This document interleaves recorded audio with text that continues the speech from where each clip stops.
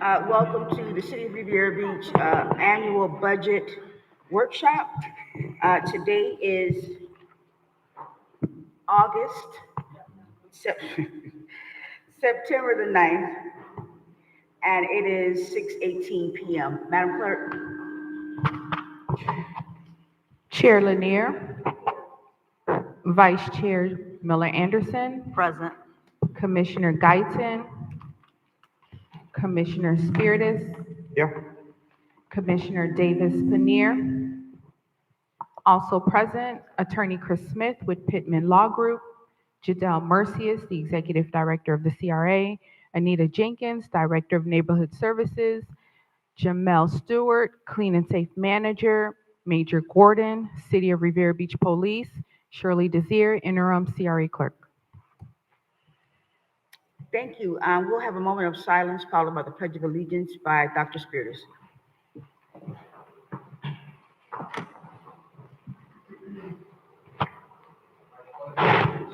To the flag of the United States of America, to the republic to which it stands, one nation, under God, indivisible, with liberty and justice for all.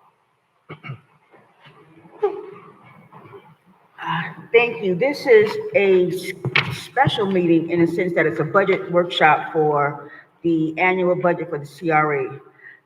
This workshop has no public comment, nor does it have anything on the agenda to vote on. This is simply a workshop to discuss the budget for next year. Mr. Mercius. Good evening, Jadelle Merzius, Executive Director of CRA. Would like to give you all an overview of our annual budget. At the time 2 weeks ago, you all asked that we present to you a budget more robust with a comparison of 2005 to our upcoming fiscal year 2025-26. So I believe we've done a great job in illustrating that, and we're prepared to articulate a narrative to you all that will incorporate the vision for the CRA plan. Thank you. So where will we start first? We can start. We're going to start with the first slide. Okay. Let us start with the first slide.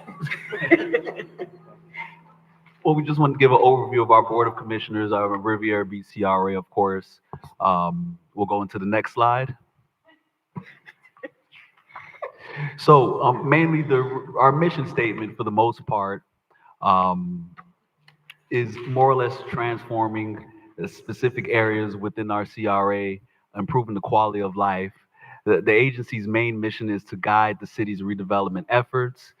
This includes the investments that we see forward when it comes to capital improvement projects and for infrastructure improvements, and also using specific TIF dollars to use as catalyst programs for the betterment and the quality of life of our CRA. Next slide. So we want to start with the estimated revenue for the Riviera Beach CRA. If we can take a look at the base, that second line, and the base for Palm Beach County and the city of Riviera Beach, about 40 years ago, we started with the base of 132, where is it? The taxable value, we have a taxable value with 1.3 million, along with the base of 132. We now 132 million. We now have a base tax increment net of about $1.1 billion. That $1.1 billion has been spread throughout the CRA district. It has grown incrementally throughout the number of years of the CRA's existence.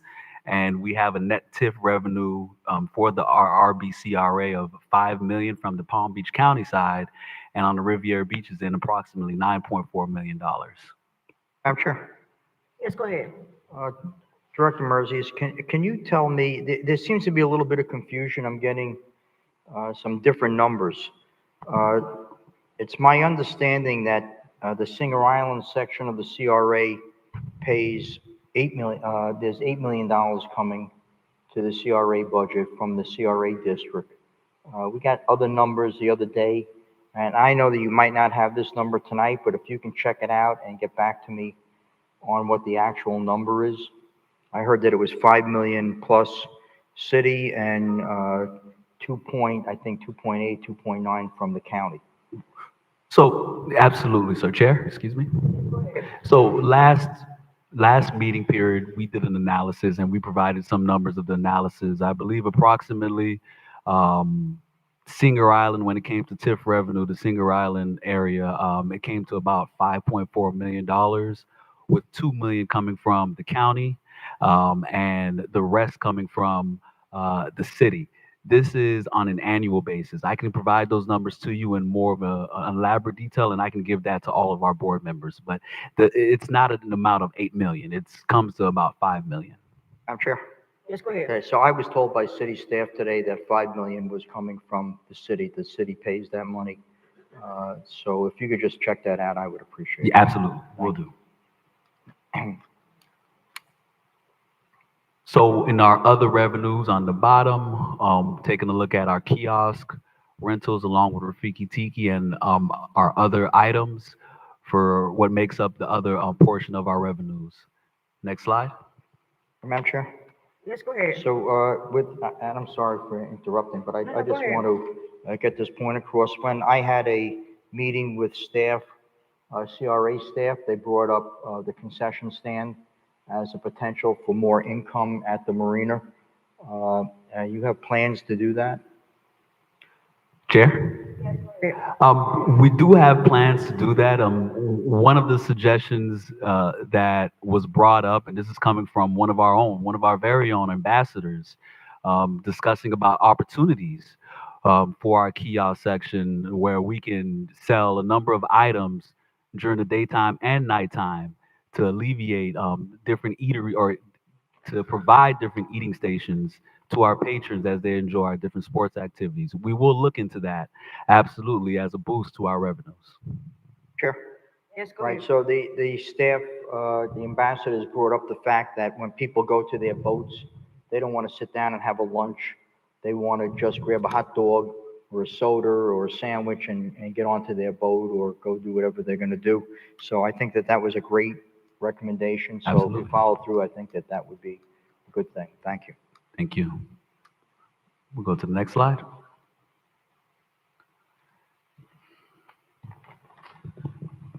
So I can't see all the way up there, so I'm gonna read from my sheet. Put my glasses on. So our next slide is a composite of our revenues along with our expenditures. Of course, we start off with our tax increment revenue along with our other revenue that we spoke about before, but we also discuss about our expenses. And for each line item, they're divided into specific detail, the redevelopment projects, housing and neighborhood stabilization, the clean and safe program, operations administration, and the total debt service. We also have our capital projects as well installed into this sheet. I'll await any questions if you guys have any. Madam Chair? Yes, go ahead. Okay, so the Marina Village Phase 2 project, the $400,000 in project support, can you expand and tell us what that is? Chair? Yeah. That is from JLL. That is from our partnership with JLL. That's money reserved for them specifically for the Marina Village Phase 2 project as they continue to consult us on the build out for that space. Madam Chair? Yes, go ahead. Is that enough money? I mean, we've been paying them approximately $1 million a year. Um, I believe so. It is enough money. We don't pay them $1 million a year. We pay them, to my knowledge, $25,000 a month. That doesn't equate to $1 million, but throughout the time frame of the contract or the life of the contract, it has been over $1 million. We do plan to continue to use the consultation of JLL, continue our services. We believe that this is enough dollars to go ahead and move forward with the project, as this, I believe, was the same amount that was budgeted for last year. Madam Chair? Yes, go ahead. Okay, so we did contract with them and pay them over $1 million so far. So far, thus far, yes. Right, and then I thought we renewed that contract for another $1 million. No, I don't think it No? was renewed for $1 million. I think it was renewed at the same amount, but that $1 million you're talking about is over the course of about 5, 6 years. I don't know, I get it. Yeah, so, but I don't think it was renewed for a million. I think it was renewed for 25,000 a month. I don't think there was an end of it, like, Correct, yes. there was, it was open-ended, put it that way. Mhm. Okay, thank you. I'll wait for any questions for this slide. Seeing none, I'll move to the next slide. This is just a breakdown of more or less on a percentage basis, our expenses. A little bit of what you've seen in the previous slides, but a more of an overlay look. If you guys have any questions, I'll await. Next slide, please. As we go into our debt service summary, I'm proud of the fact that we've taken a look at our debt service and our expenses have went down from 4.1 million this year to 2.9 million for the upcoming fiscal year. Excuse me, Mr. Mercy, that, go back to that previous slide? The previous slide? Yeah. Okay.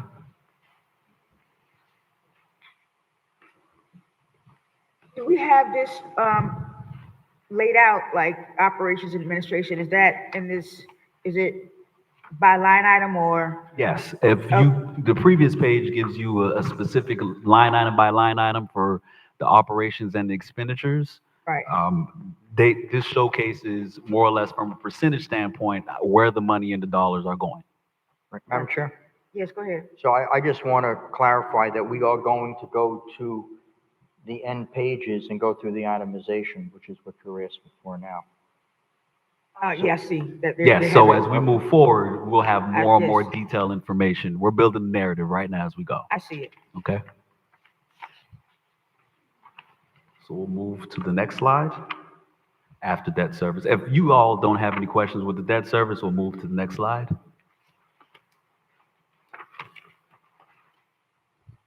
This is our operations budget summary, and our operations budget summary is, for the most part, again, the operations of the CRA as a whole. If you all have any questions.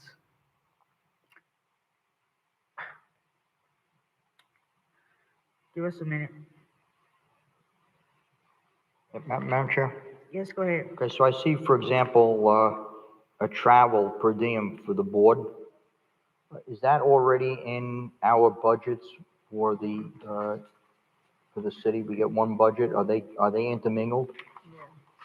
Yes, They're intermingled. they are in the, Okay, yes. great. Okay. Okay, so we'll go Okay. to the next slide. Oh, yeah, Madam Chair, if Yes, we go can just ahead. hold up 1 second. I see the parking lease for Singer Island for $40,000. Okay, Parking lot lease. So you know that obviously they're looking for us to assign the lease to a new company right now. So you might be in a position to get a little bit more money as a result of that, transferring the lease. So if you could look into that. we'll look into that, sir. Is that the lease that Much more. yeah, okay. Ocean Mall, okay. Madam Chair, Yes, go ahead. for the category of other professional fees, for 2024, 2025 is 40,000. This year is 111,000. What's that increase? Chair? Yes, go ahead. Thank you, Commissioner. That is coming from our Found Care Office, build out and move. We have also attributed that to a cleaning fee along with other service. Such as security, for that expense. For what? The Found Care move, which is the Found Care move along with cleaning, along with security for that Found Care space. Okay. Madam Chair? Yes, go ahead. Okay, so I think that lease, I think you're actually paying the $40,000. Is that for the property in back of the stores? The parking lot? What are you referring to? Where it says parking lot lease, Singer Island. Parking lot lease, the Yeah. third to the bottom, correct? Yeah, but it looks like it's an expenditure, correct? Instead of, income. Yes, it is an expenditure. So is that the parking lot in back of the Ambassador? Is that where you're leasing that Yes. for 40,000? Yes, Okay, that makes more sense. Thank you. thank you. So you're saying that the other professional fees are the fees that are associated with the move to found care for the staff? Yes. Okay, okay. I'll wait till we get to that part of the, found care piece. Go ahead. Okay, we'll do. We'll go to the next slide. Madam Chair, Yes, go ahead. these special events, what falls up under that? Not the one for the board, but the one in general. So are you talking about not the one for the board, but above it, correct? Hmm? The one above it? One So above the the board. special events, we've allocated specific funds for special events because we are looking to invigorate Broadway and throughout our whole CRA corridor with um,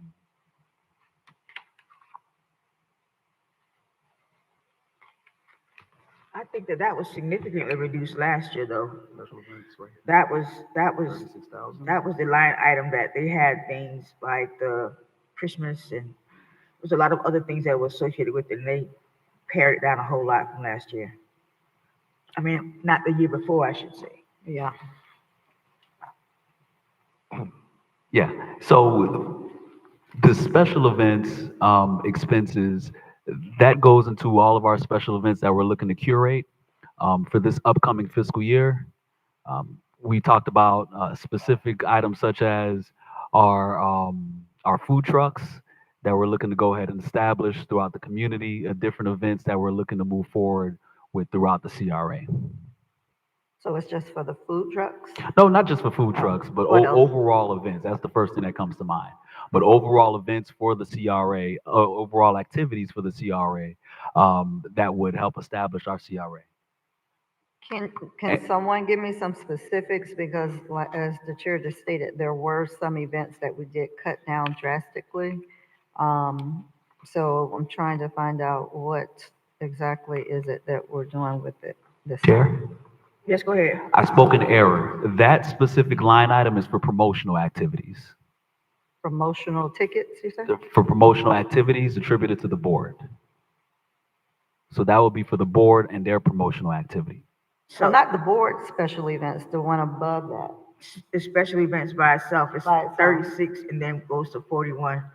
And I know that not last year, but the year before, there was a paring down. They used to have a winter wonderland. They used to have a wedding type, convention center type event.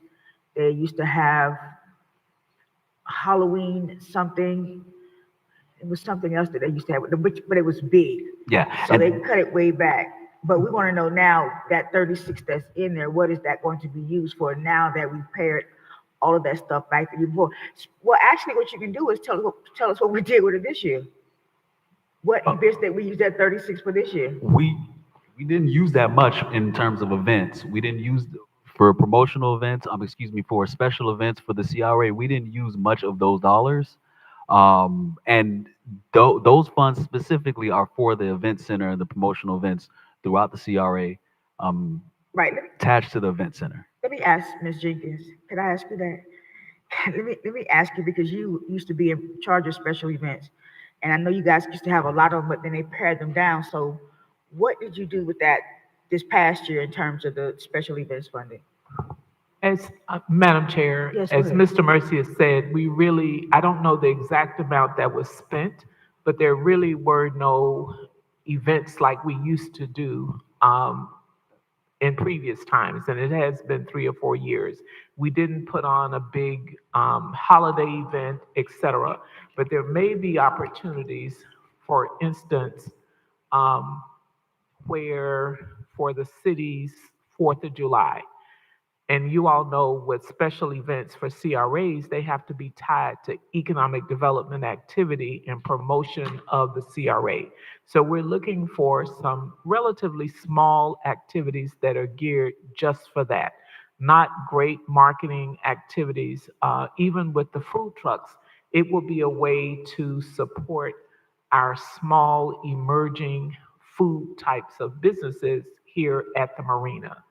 But we are not contemplating bringing back those winter wonderland types of events. Madam Chair? Yes, go ahead. All right, so can we get the breakdown of what we did with the money and how much for this time. And then what activities are we planning on doing with it for the next budget session, budget cycle? Chair? Yes, go ahead. So Commissioner Miller Anderson, you're looking for an itemized list of what we're planning to do for this upcoming fiscal year within that fund. Yes, and then Got it, also what we understood. already spent. And We'll have what that did we do prepared. What we before? spent through, what's this, September 9th, what we spent through now, of that 36.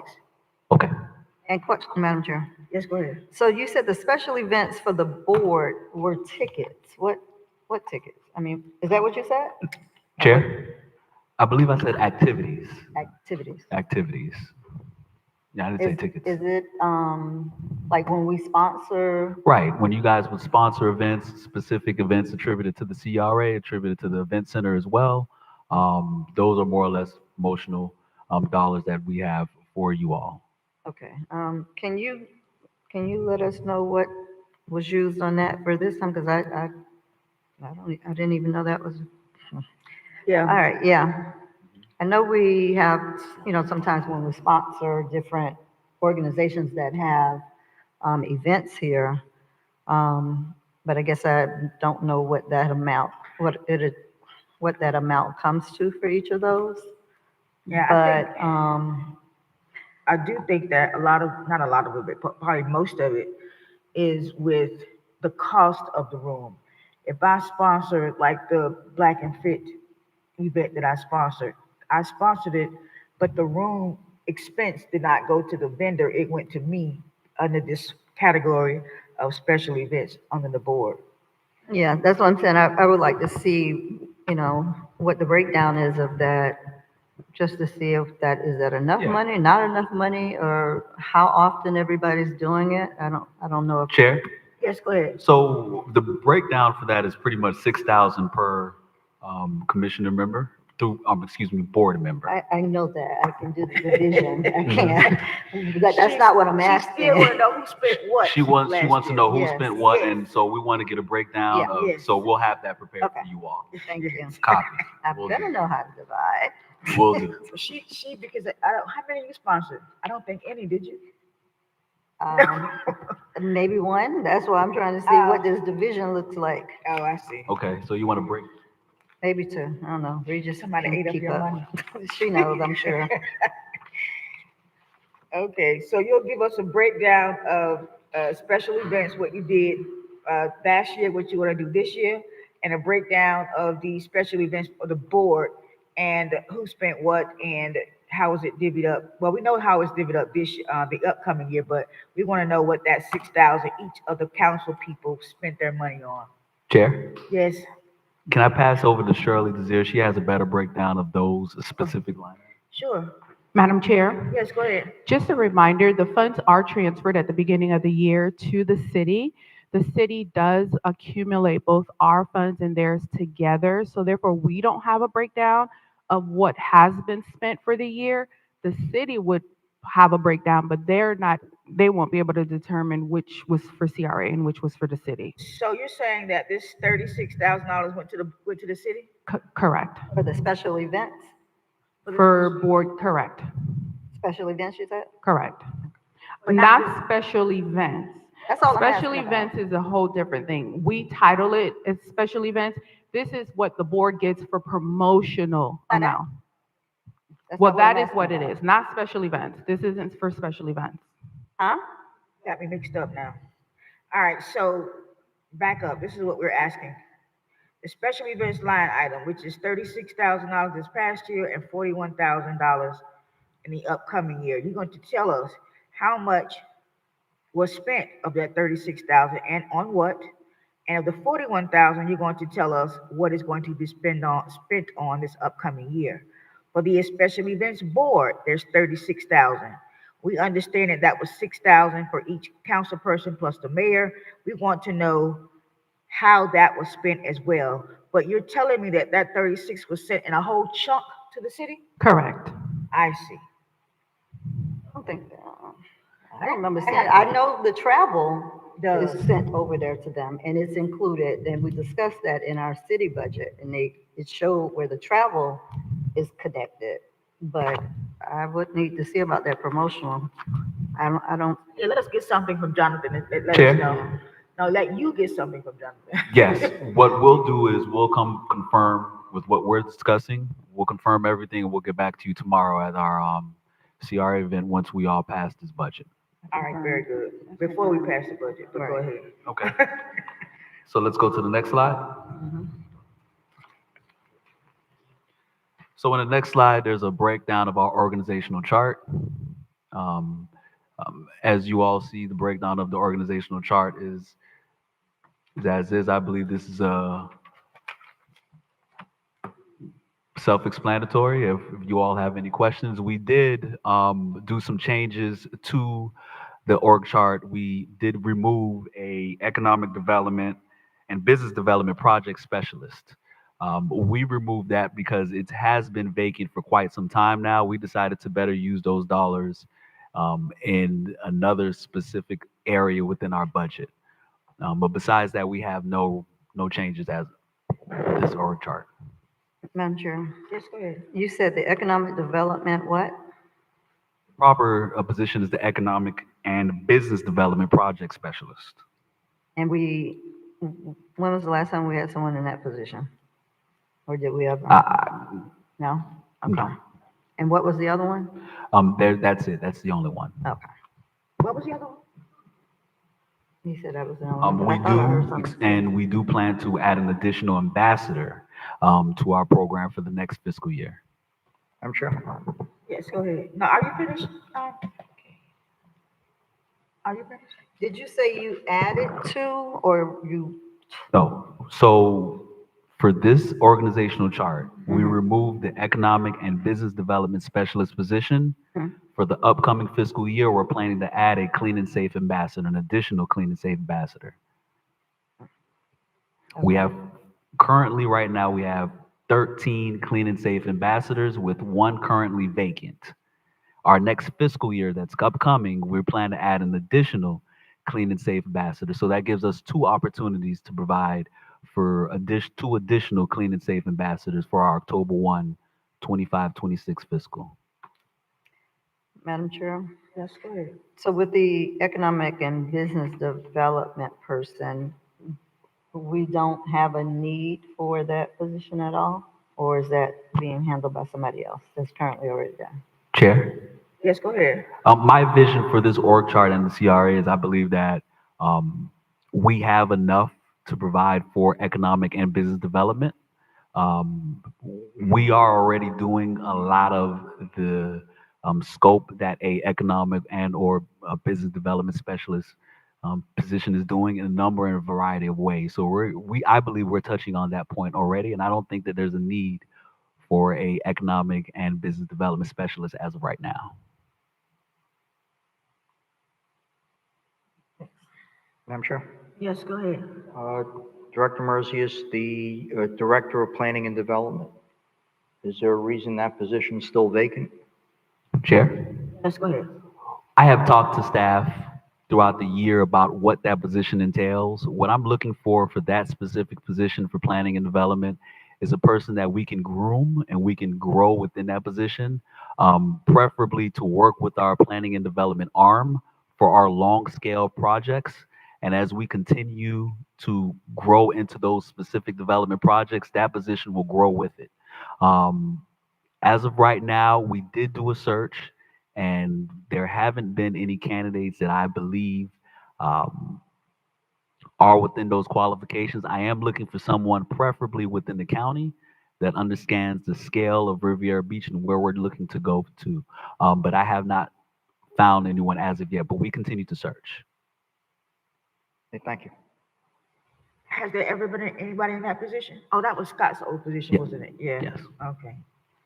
So essentially, Chair, I'm looking to bring to the table someone in replicate of Scott. Yeah. That's right. Good luck. Next slide.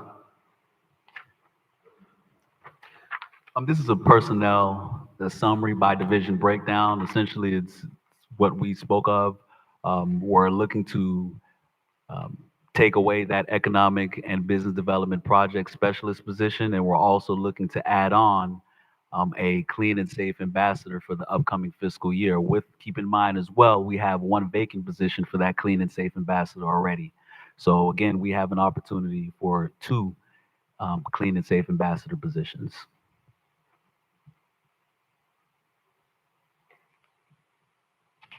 Next slide.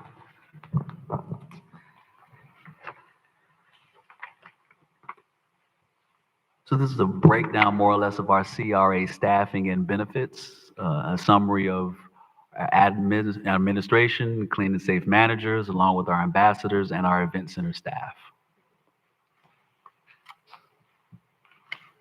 Am I missing a page?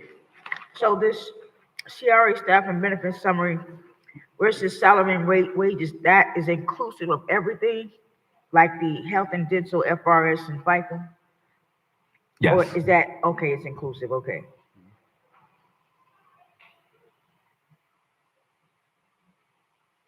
Next slide.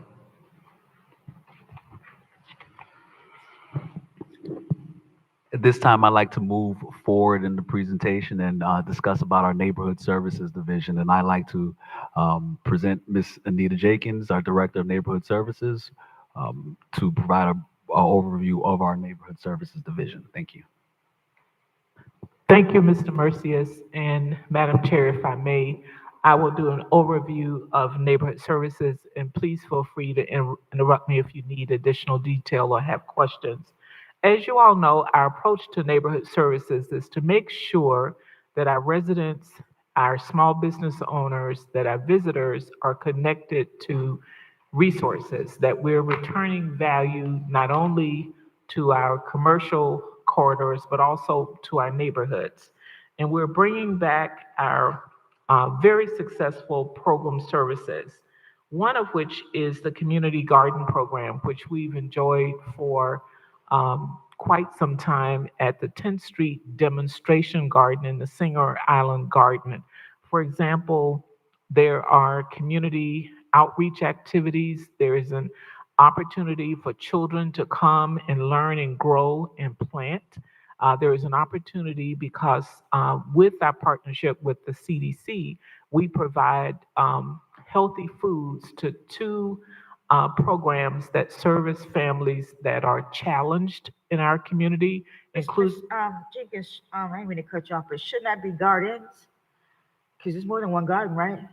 It should be. That's a typo. We'll have it No, corrected no, by I tomorrow was night. just curious that's two or three. Yes, it's two. You're Oh, correct. okay. We have provided outreach programs to the community where there were several giveaways of the grow baskets with partners in the community. The cooperative extension has come out and done classes. We've had exercises, chefs in our garden to utilize some of the foodstuffs. And Singer Island, residents of Singer Island and the general community are able to rent beds where they grow luscious vegetables and fruits and herbs and make use of those. We know that the community garden program is a neighborhood stabilization program that is award winning, where we've taken derelict vacant lots and turned them into spots of beauty. Both of the gardens have park elements where people could come for a respite to enjoy their lunch or to exercise or to gather with residents. So we're bringing those programs back. We also have our neighborhood outreach. Throughout the year, in conjunction with the CRA, with some of you as commissioners, with the city, et cetera, with our private sector, there are a number of outreach opportunities where we want to make sure that information is shared with our residents. And these are just minor dollars to help defray some of the expenses of the marketing, the printing. We may offer small refreshments, et cetera, for our community. So we have a small, modest amount in the budget for that. We're bringing back our very, very successful Smart Home program.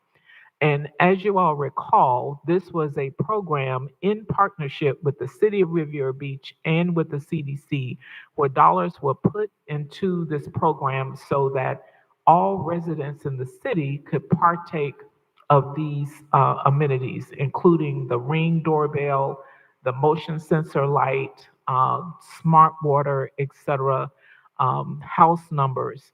And there is a great demand for us to continue that program. And very shortly after the beginning of the fiscal year, if this budget is approved, we will make sure that there is widespread outreach to the general community.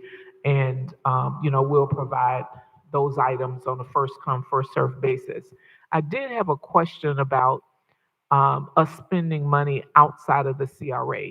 And we do very good tracking so that as people apply, we make note of where their addresses are. So we pull from the portion of the smart home budget that is attributable to where that address is. If they're outside the CRA, it comes out of the city pot or the CDC pot, and vice versa with the CRA. But that's a very, very well-received program. And we have our community economic development group of programs. And this is a new line item in a way where we want to continue in a very modest way our small business incubator and small business assistance program. But we also want to do some forward thinking research and development and planning. So under Mr. Mercius, we are proposing to move forward with a mobilization program that includes perhaps a trolley pilot program and other transportation elements. And this is very timely. The city is moving forward with their parking initiative at various public parking lots, including here at the marina. The county is embarking upon a mobility study and just huge community outreach, which staff would be monitoring, watching, and perhaps participating in some of the outreach sessions so we could see how they're doing, so we could bring some of those learnings here to our city. As we embark upon the very exciting development on our commercial corridors on Broadway, on Blue Heron, as we have our infill housing development, as our special events coordinator at the city, the special events manager, plans major special events. We know that parking is a challenge. So how do we move residents, business owners, and visitors throughout our city without having huge vehicular impacts? And by having this pilot program, we could start to plan for the future. We know that we have a pipeline of quite a few projects that will bring additional residents, and we have to be thoughtful about how people are able to walk, how they're able to quickly get from point A to point B to make sure that we are capturing the economic impact within the CRA. Then moving to the housing Madam initiative. Chair. Director Merzius, I would just suggest that you and your staff look at the possibility of leveraging these funds with state and federal funds to maybe get 2-3 times the amount of money. Chair? Yes, go ahead.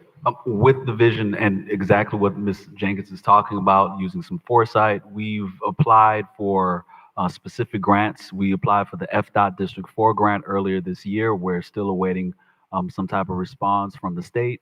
We're also taking a look at other mobility plans when it comes attributed to grant dollars. So thank you for that suggestion, and we're looking forward to that. Thank you. All right, thank you. Thank- Ms. Jenkins, didn't you guys just get a grant, just like through Lake Worth, or what was that? Chair? I'll get to that in the capital budget. Okay, Yes, ma'am. If I may, Madam Chair, yes, go ahead. with the housing initiatives, we're asking for Villa La'An's Phase 2A for $150,000 for project administrative support. In order to move these mid-sized projects forward, we need to have a dedicated project construction management assistance, and these dollars would assist that effort. As you all know, we were able to close and have a successful groundbreaking for Phase 1, which is 12 townhomes. Phase 2A is an additional 12 for-sale townhomes. So very shortly, we'll see 24 for-sale townhomes in our Marina District area. And I'm very happy to report that, fingers crossed, if nothing comes up, the Phase 2, 2A and 2B, will come before the Planning and Zoning Board at its second meeting in September. I believe that's September 25th, for site plan approval. And we're trying to keep the momentum going, keep the construction going. So those dollars would allow us to facilitate that. Just a note that Phase 2B of Villa La'Anz would be another 39 housing units and 5,000 square feet of commercial retail space, along with the requisite parking. So very shortly, we would have, if my math is correct, 63 housing units about a block from here. Madam Chair? Yes, go ahead. Okay, I have, I'm all for affordable housing. That's something that I've not only supported, but have built. I just have a problem with making sure that that there's a level playing field when we put these things out, that we, even if we give the money to the CDC, or if we give the money to someone else, obviously it's going to be the CDC. I want to make sure that they follow the CRA and the city's procurement requirements, that we just don't hand it over to one developer, that we have the ability to make sure that everyone in the city has an opportunity to bid equally, and there's a level playing field. I don't want to see what happened with Phase 1 happen with Phase 2. Let the record reflect that Commissioner Davis Penier is on the dais. Thank you, Dr. Spiritus. And Madam Chair, if I might just provide a clarification. If you all recall, the CDC is a partner with the CRA. And under the development agreement, the CDC is the developer of the project. I think you're referring to procuring a general contractor, which we did. The CDC did come to this board in January to ask for direction and support for a procurement path for the Villa La'Anz projects, and that's all phases. And this board decided that because the CDC was the developer, that the CDC should follow whichever procurement path they used. The CDC did use a public procurement process, and a GC was selected for the project. And we do have someone who's working on the project now, and we anticipate that that will continue moving forward with that contractor. And construction is underway on the site. Madam Chair, Yes, go ahead. please don't insult my intelligence. I read the CDC's procurement requirements. There's a loophole in there that gave you the ability to just hand it to one person without going out to public bid. I want to make sure that this goes out to public bid and everyone has the opportunity. We control this money. We decide how this money is going to be handed to someone. So we will be entering into contract with the CDC. So I want to make sure that that contract requires that you follow the CRA's procurement proceedings or they don't get the money. Period. It's got to be a level playing field. I think what she's saying, and don't be rude, Dr. Spiritus, to the staff, please don't be rude. I think that she's saying that. Chair, I wasn't being rude. I was being truthful. Yes, you were. I'm entitled to my opinion. I was not being rude. Yeah, but you're not entitled to a rude opinion. Excuse me, I'm entitled to say what I want to say. Yeah, you You're can say not what you entitled want to to say, tell but me I'm what still to going say. to check I you was for it. speaking truthfully, and I have that I right by understand law. what you were You do not speaking, have but the you right are to shut not me down. I am not going to let you shut me disrespect down anyone like you sitting did last at time, this Chair. You won't I do have it. the right under the law, You under the can say federal what you law, want to to say say, what I but want you to will say. not do it without me checking Chair, you. I'm I going tell to you that file a much. complaint with the OIG if you Well, keep doing you can this to me complain at to every whomever meeting. you like. I'm going to call the governor's office and I'm going to call the Please. OIG. You cannot Go stand there as ahead. the chair and shut me down at Yes. every meeting. I'm not going to let you continue Well, doing I this. guess I It's can. not going to continue. I'm We telling you shall that see. right now. We shall see. Anyway, I think that Ms. Jenkins was saying that a lot of the procurement processes that the CDC does is also done through the auspices with the city and the CRA. It is not anything that she did underhandedly or she did unethically. Unethically. That's it. Madam Chair, But I no, want to I'm follow not up. finished. I'm not finished. Okay, So with that being said, Ms. Jenkins, we appreciate the time that you spent in this project, this Villa on Phase 2. I apologize for my colleague and his rudeness and disrupting this meeting please don't speak with for me, his Madam Chair. rudeness. Thank you. Now you Madam can go Chair, ahead. Madam Go Chair. ahead. You go ahead. Okay, now, what I was saying was that the CDC has in their procurement requirements the ability to hand the project over without going to public bid. That's not what I call a fair procurement. A fair procurement is when you go out to bid and people have the opportunity to bid on this project. That's a lot of local people that did not get the opportunity to bid on this project. I want to make sure that we make sure that this project goes out to bid. I am not going to subsidize a project that costs about $250,000 a unit to build for $400,000 like we did last time. I really think that we must make sure that this is fair and square and that everybody has an opportunity to bid on these projects. And using the CRA's procurement procedures or the city's procurement procedures will protect all of those people that are developers, general contractors, subcontractors, to ensure that they have an opportunity to be on this job. That's all.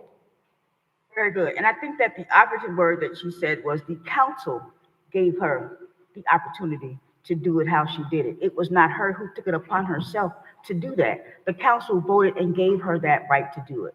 So Madam Chair. if any issue that you have, it would be with the council that made that decision, not with the person that took the decision from took the direction from the council. Okay, Madam Chair? Yes, go ahead. I don't believe this council would have voted that way if they understood that there was a loophole in the procurement proceedings for CDC that permitted them to hand the project over to one person.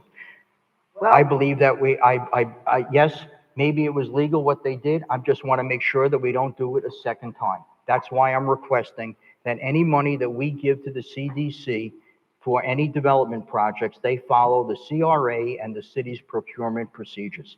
That's all. I just want a level yes, playing field. and you can do that. I think that what you can do as well is that, at the CRA meeting, you can make a motion to be able to do that, and then the entire council can make sure that it's done that way.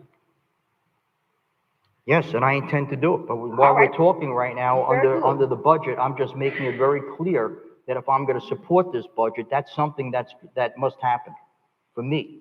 Right, and you made that clear 3 times. Right, Thank you, thank you. sir. All right. Mr. Mercius. I'm sorry, you were talking, Ms. Jenkins. Go ahead. Madam Chair, thank you. And just the last clarification for the record, since we're in the public, this issue has come up several times. The CRA's attorney has opined, the commission has given direction, and we provided information, even though the CDC could follow its own procurement process, and we were asked not to go through the city's procurement department at the time. We did do a public procurement with affordable workforce housing developers at the county level, at the city level, and publicly. And we did receive multiple proposals which were evaluated, and a general contractor was selected. And Dr. Spiritus, that information was provided to you. Madam Chair, So follow may, up. Let finish. Go ahead. and we have an ongoing project to require that we change midstream to a different contractor would have huge financial and project implications. Construction is underway at the site. Madam Chair, Could you finish, please? Go ahead, Ms. Jenkins. I would invite anyone, the public, the commission, to drive by 11th Street Avenue E At this time, the construction is a week ahead of schedule. We know that that schedule could be impacted because of weather, but it is going gangbusters. We're posting steady updates on social media, on our website, so that the public could see what is happening out there. There will be a number of outreach activities within the city, at our schools in the area, with small local contractors to continue to be part of this process going forward. We promise that, and we will continue to do that. We have contracts. We hope that we'll have teachers buying houses. We have police officers and firefighters who are interested in the project, and we will deliver. The CDC is a serious developer. We will deliver quality, affordable workforce housing. Madam Chair? If I may go Are you finished, Ms. Jenkins? with that, but when you're ready for me to go to the next item. Madam Chair, I'd like to follow up, please. Go ahead. I hear what you're saying, Ms. Jenkins. Yes, we all want to see our firemen, our police officers, our teachers get affordable housing. But for the money that we put in here, they should be getting that for free with furniture, quite frankly, based on construction costs today and the square footage. But regardless, I don't want to make the same mistake. And are you telling me right now that you're planning on using the same contractor without going out to bid? Yes, No, on this whole budget, I'm sorry. Okay. it's one project, Dr. Spiritus. I'm sorry. I believe in bidding and giving people an opportunity to participate in all our projects. To just hand this over to someone else is ridiculous. Any contractor come in here, any general contractor can bid and build this project, not just one contractor. There's probably 200 contractors in this area in Palm Beach County that could build this project. And to not open it up and give them an opportunity is horrible. I don't even know, I mean, it smells, I'm sorry. Where right, there's very- smoke, there's fire. Mr. Spiritus, you have the right to your opinion, and you have the right Right. to I sure do. disagree with the entire budget, and you can vote no. That is the beauty of democracy. There are 5 people sitting up here. You are one vote, That's right. which means you have the right to exercise That- that vote on any issue that you want to.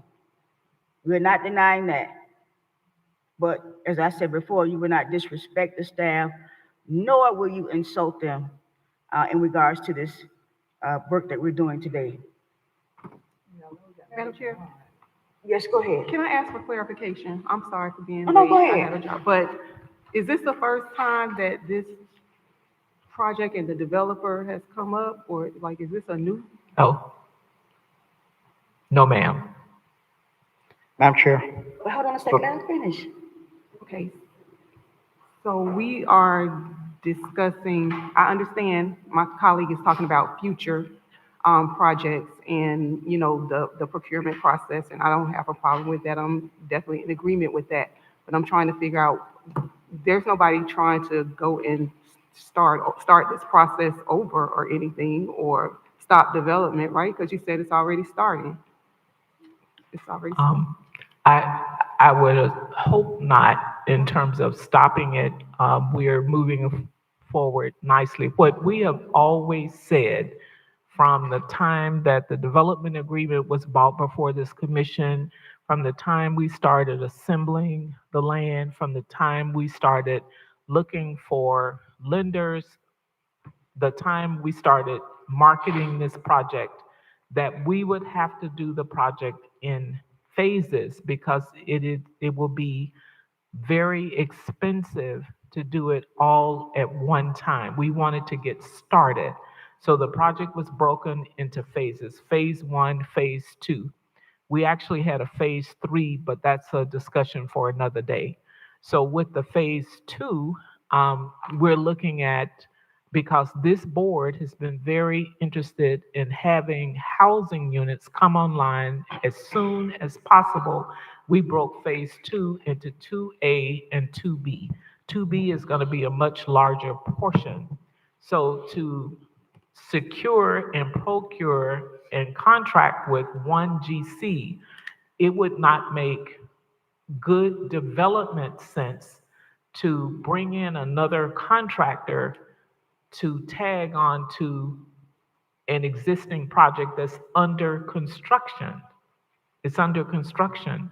So we've been very transparent all along the way. And at a meeting, because of some of the comments, we came to this board, the CDC and staff came to this board in January to ask for clarification and direction on the procurement path for a GC. And we were prepared to go through the city's procurement department. This commission instructed us to not go through the procurement department because at the time they had some staffing challenges, et cetera. And for the CDC as the developer to move forward with securing and procuring a GC, which we did. Madam Chair? Yes, go ahead, sir. Thank you. And I was following online, and thank you, Ms. Jenkins. That's actually the comments I wanted to get here and make sure we made. This board gave the direction to allow for the CDC, for staff to get this done in an expedited fashion.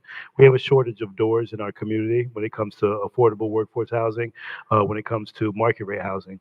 And it's just shortage of doors throughout Palm Beach County. So we expedited the process because we conferred with legal. We had a conversation with our director, and we had a discussion and a decision to move forward in this fashion as opposed to changing it. So this was the pleasure of the board, and I saw the concerns of Dr. Spiritus. If there is a concern, then I would just put it on the board for a vote and see if they'd want to change that process at the next council meeting. But as of right now, I would be in the recommendation to continue to move us forward. We need doors in our community. We need to address housing, and we have a shortage. So we're building fee simple units, and construction has started. Coming from the real estate market, and Dr. Spiritus, you coming from the development world, you understand that we can't just stop mid-construction to start over with a new project because it's not advantageous for the process of establishing growth and wealth in our community when we have the doors being built with a local Black contractor. I want to support local vendors, but I don't want to do it the right way, as Dr. Spiritus said. So if there's a change or a pleasure of the board wants to go in a different fashion, I believe our staff, our attorney has all opined. We've gotten legal sufficiency, and we're doing it the right way. So getting it done in this fashion, and we have phases 2 and 3. Ms. Jenkins, has the phases 2 and 3 been allocated to anybody, any developers?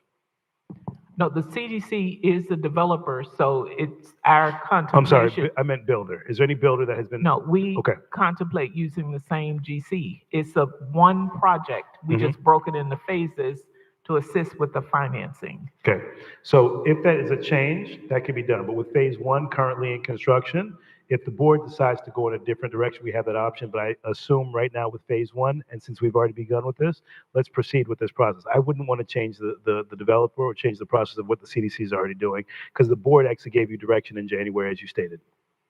Thank you, Madam Chair. All right, thank you. Go ahead, Dr. Spears. So I appreciate the fact that you want to build workforce housing, and you want to do it as fast as possible. But I remind you that I was sitting on the CDC board about 6 years ago when this project started. It's been a real long time to get this project out of the ground. And instead of putting it out to developers to be partners or to build this project, we decided to keep it in-house, which was a big mistake. Most communities put this out to a private developer. They do public-private partnership. And that way we wouldn't have had to put up $400,000 a unit of taxpayers' money. I really believe in fairness. I believe that everyone should have an opportunity to bid. I don't believe this board was aware of what the procurement procedures were that CDC had, where they had the ability to hand it over to one general contractor without putting it out to bid. And I just want to make sure that all the people in Riviera Beach, contractors, subcontractors, and in Palm Beach County have an opportunity to put in a proposal, a bid, and we give it to the lowest responsible bidder. That's very, very important, that the lowest responsible bidder receives a general construction contract, not somebody who knows somebody or somebody who's just local. I mean, we still have a fiduciary responsibility to make sure that the taxpayer is getting the biggest bang for their buck. But I do appreciate what you're doing, and thank you, but I will not support this budget as long as we do not follow CRA and city procurement procedures, or if I don't get at least the CRA says that the CDC in their contract will not be able to just choose one contractor. And I appreciate what the mayor said, I am a developer, and I do realize that you can do a phase one and phase two with 3 different developers. You don't need to be one developer to follow through. These are townhouse projects. Any developer can come in and pick up the second phase or the third phase of this project. They're separate foundations. You don't have to use the same. Let this person put it out to bid now if you want. Let this person bid like everyone else and see if they're the lowest responsible bidder. Maybe they will be. Maybe they won't. But I think that we should at least have it open and have it be fair for everyone in the city. That's all. Let's move on to the next part. Thank you, Mr. Spears. You made that clear. That's the 4th time you made that clear in regards to what it is that you feel this process should have been. But to say that the board had no idea what they were doing is ludicrous. There was a vote that was taken, and to insinuate that we did not know what we were doing in that time frame, gotta be kidding me. We knew exactly what we were doing. And as I said before, if you want to change that process, then you have every right to not vote on this budget. You have every right to bring it up as a motion to be able to do it differently. You have all of those rights to be able to do that. But to insinuate that we had no idea what we were doing is outlandish. Anyway, I digressed. Okay, Chair, I just want to make it clear that I wasn't saying that the board didn't know what they were doing. They assumed that the CDC was going to use, they had about 5 or 6 different options in their procurement document. We assumed that they were going to use the actual normal bidding procedure. We didn't think that they were going to just hand it over to one contractor without it going out to bid. If I would have thought that, I would not have voted yes. But I wasn't thinking like that. Maybe that was you. I know exactly. All right, so you knew that they were just handing it to one contractor and not going out to bid? Don't put words in my mouth. Well, I'm asking you. Don't put words in my mouth. They Well, followed you've been the putting process. words in my mouth all night. They followed the process, and you are just angry because it didn't go the way you wanted it to. No. Because it didn't, Chair, in all due respect. you have the right to come back and respect, make a motion to be, stop talking when I'm Yes. talking. I am the chair. You cannot talk when I'm talking. As I said, you have every right to make motions. You have every right to not vote. That is your right. That is the beauty of democracy. I keep saying that. But to say we had no idea or we thought something different or whatever you are insinuating, you can clean it up and dress it up however you like. But to say that we had no idea what we were doing is not even fair to the people who were sitting up here. With that being said, we're going to move on from this subject because we have a lot to get through tonight. I think Dr. Spears has made his voice clear about what he wants to happen, and we'll take that into consideration, and he can do whatever he needs to do to make sure that that happens. Thank you, sir. Go ahead, Ms. Jenkins. Madam Chair, the next item in the housing initiatives is our very popular, very successful Renaissance First-Time Homebuyer Workforce Grant Program. And we're proposing $1.2 million for this down payment assistance, which is currently at $50,000 per housing purchase. We're exploring, and I just want to put that on the record, coming back and making tweaks to the program, perhaps adding some additional incentives for Riviera Beach staff, because we want to encourage our employees to purchase in the city, as well as our local school teachers to have special incentives for school teachers, because we want to build up our community for our schools and just create overall good community development. But right now, we're asking $1.2 million. And I believe to Dr. Spirida's comment, I assure you that we're always looking for leverage dollars to assist home buyers, because the 50,000 is helpful, but it is almost out of reach for our workforce here in the city. So we need to look for additional resources as best we can. Right, And Madam there's Chair. also, Madam Chair, if I could just. Hold on a second, Mr. Spears, listen. You're cutting her off in the middle of a sentence. You can't do that. Just let her finish talking, and you can go after her. Madam Chair, actually, I can do that as a board member. I'm saying that you can't. I'm the chair. I'm saying you cannot cut her off in mid-sentence. Okay. Go ahead, Ms. Jenkins. Finish talking. I was just going to say that this program and the next program have companion programs on the city side where we're able to offer the workforce first-time home buyer down payment program and the next program to residents within the city. So, Dr. Spiritus, you had a Madam Chair? question? Yes, go ahead, Okay, sir. I would suggest that in this budget, I had this discussion earlier today with staff. I think $50,000 is not enough money for a first-time home buyer program. We used those $50,000 numbers like 15 years ago, 20 years ago. With inflation, that's basically a non-program in today's market. And I would strongly suggest that we up that amount of money somehow, because that's not really going to do it for a first-time home buyer. They're not going to get their mortgage, and they're not going to be able to buy these homes. Right. Thank you, Dr. Spiritus. And that's something we're looking at. And we always try to leverage if people have money from the county with the Hometown Heroes. Some of our lender partners have down payment assistance with their partnership with the Federal Home Loan Bank. So we leave no stone unturned when we try to assist buyers. So I guarantee you that we'll be bringing back some tweaks to our policies and procedures for this program. And then with the next program, the Reclaim program, we're asking for $500,000, and this is for housing, rehabilitation, and beautification for owner-occupied residents. Owner-occupied. That means that people will have homestead filed.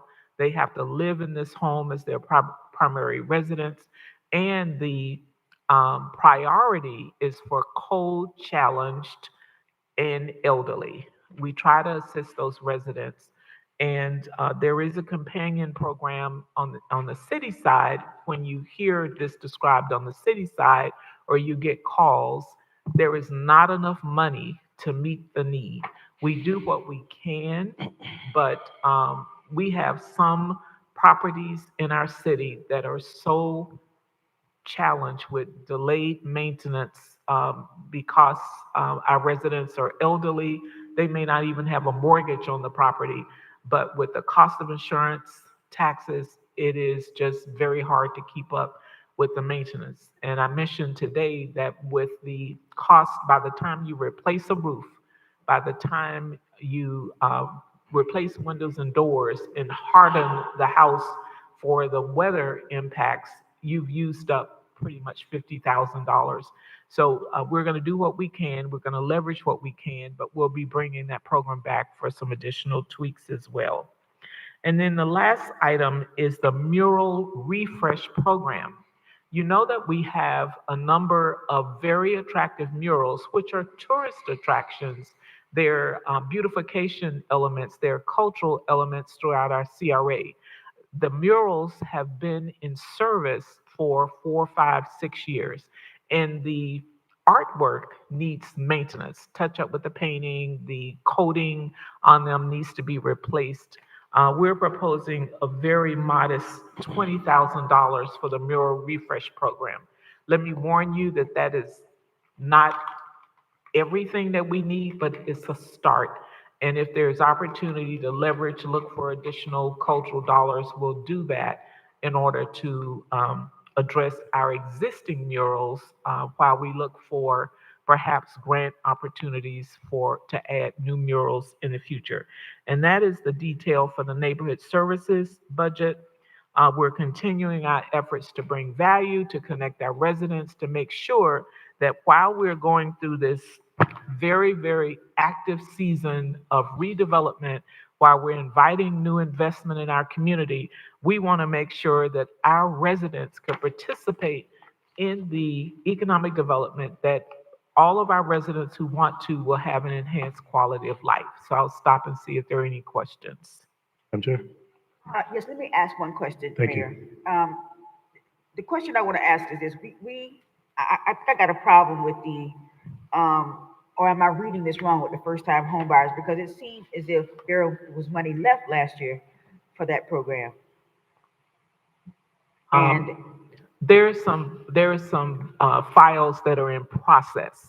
I We don't anticipate having any Okay. dollars. There may be a few dollars that we roll over. We'll just add them to this dollar, to these Okay, so dollars. that amount is not what it, No, okay. because we have to look at what's in the pipeline. Right, because if we're gonna look at putting additional funding in there, we can't do that with money that was unspent the previous year. Right. All right, very good. Mayor? Thank you, Madam Chair, and that was my concern. Thank you for addressing that. The rollover dollar amount was 400,000, but those are in, I'm assuming escrow and in closing. Ms. Jenkins, because we're rolling over 400 from the first-time homebuyer program, and we're going to be budgeting 1.2 for this year, coming cycle. Yes. What was the total budgeted amount last year? I believe we had 500,000 for Renaissance last year. 500,000? That was Yes. fine. Thank you for coming back and doubling that, because you made some comments tonight that was directly out of our action plan, the community action plan, where you talked about the teachers, you talked about our employees. We want to make sure that we can truly stand on live, work, and play as a community and give them options. So thank you for acknowledging that, because that's what we've heard from the community. They want to see and have the option of living in our community.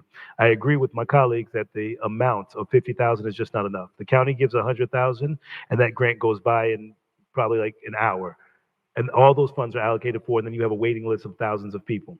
People are trying to have home ownership, and the only way that we can create that with keeping our values strong is by supporting it here. So colleagues, I want us to be maybe a little bit more aggressive and possibly advocate or allocate for 1.5 million and increase the dollar amount that's going to actually go to our first-time home buyers from 50 to maybe 75 or possibly 100. The county does do 100, and if we can combine and match those supporting dollars, we can actually get those funding. Starting and promoting and advocating to our staff and making sure they have the first crack at this. Of course, this is a community initiative, but we want to find initiatives of attracting teachers and giving the staff options to actually live in our community. So staff, I would recommend with that grant program doing a little bit higher. They did increase it. They doubled it this year, but I want to see if we can even get more aggressive. We want to put dollars into that first-time homebuyer program, and we have the doors. We're actually building them currently, which we just talked about the project at Villa Lawns. So we have the doors, we have the ability, and we have the funding. Let's make sure that we have a grant for them. The reclaim program was a huge success. We have a waiting list on the city side and the CRA side. The total that you budgeted is 500,000.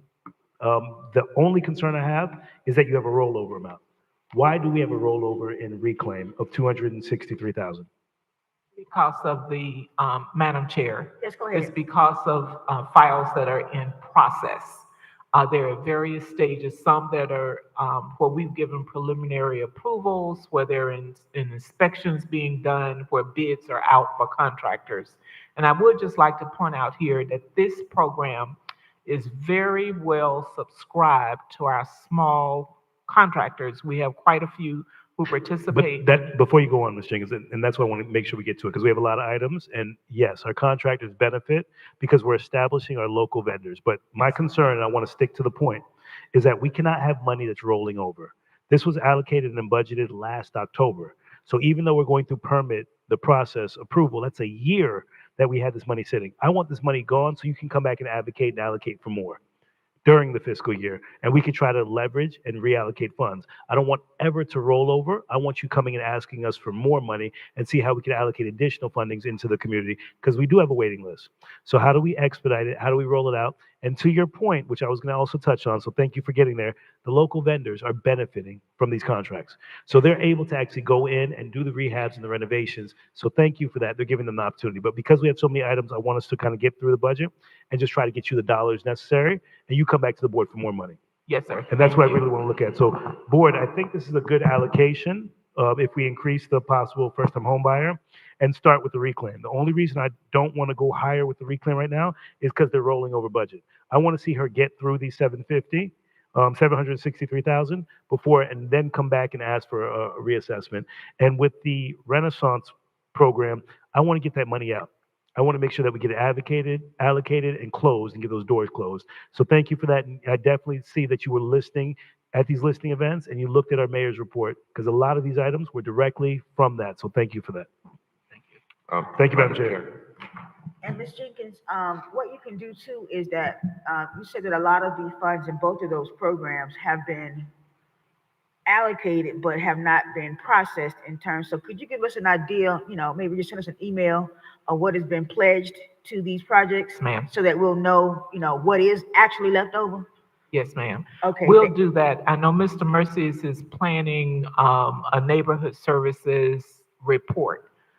We generally do it quarterly, every 6 months, but we wanted to give you a detailed report that tells you exactly how many were completed, how many are in process, give you some idea. That I had a question earlier about the number of people who are in the queue who are looking for a home in our city, wherever it is.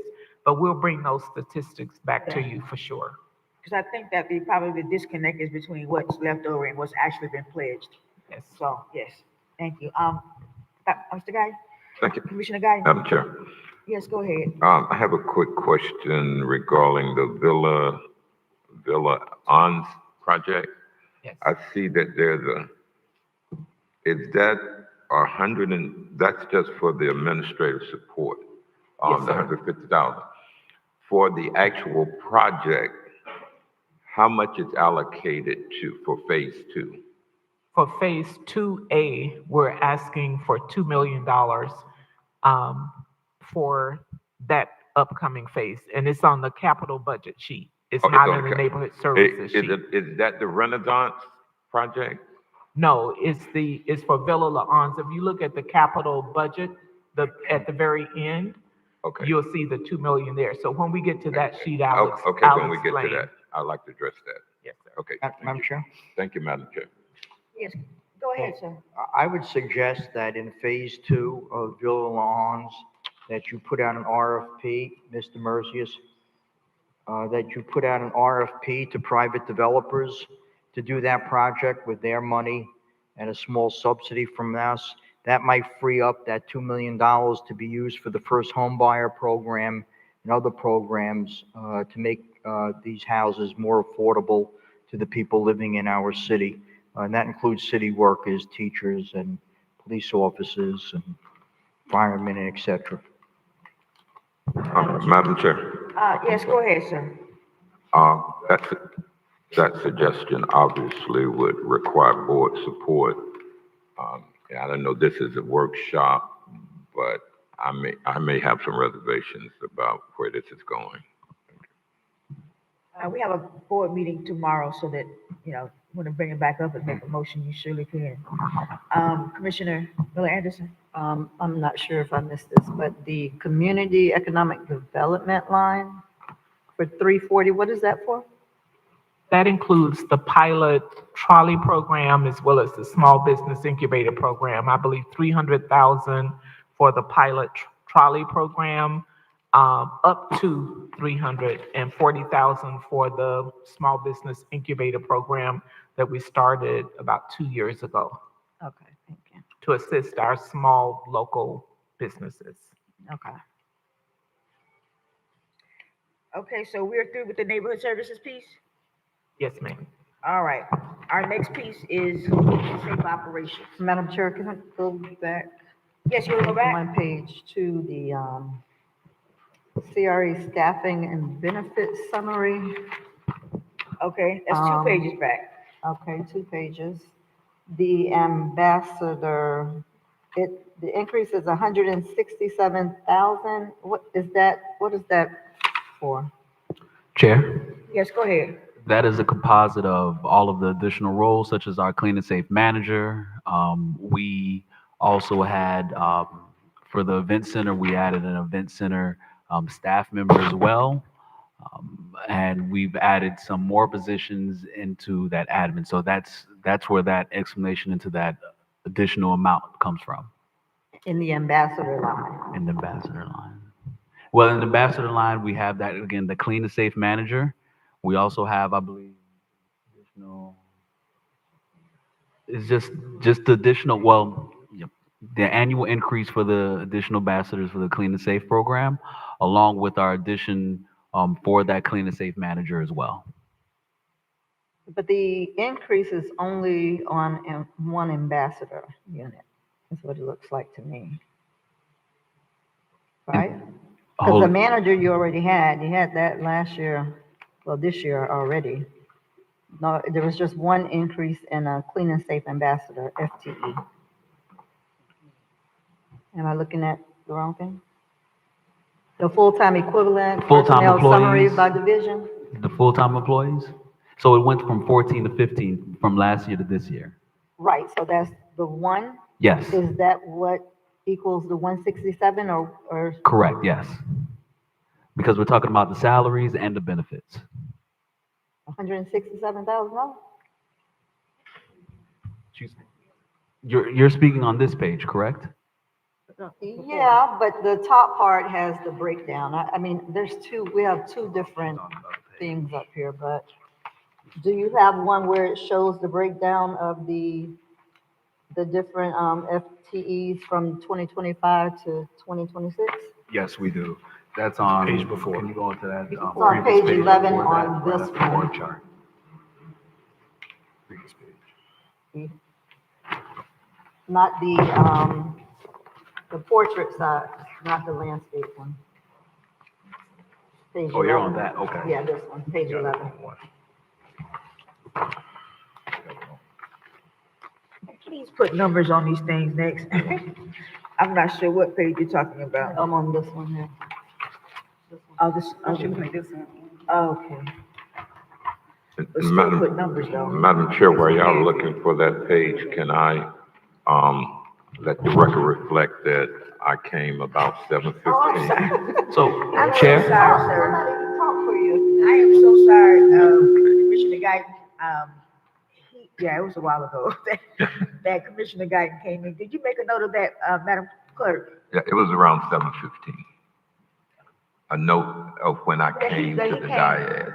I was a little, Make a note that Commissioner Guy came into. Will do, Commissioner, and welcome. For the record, Commissioner Guyton has now, Has been. has been.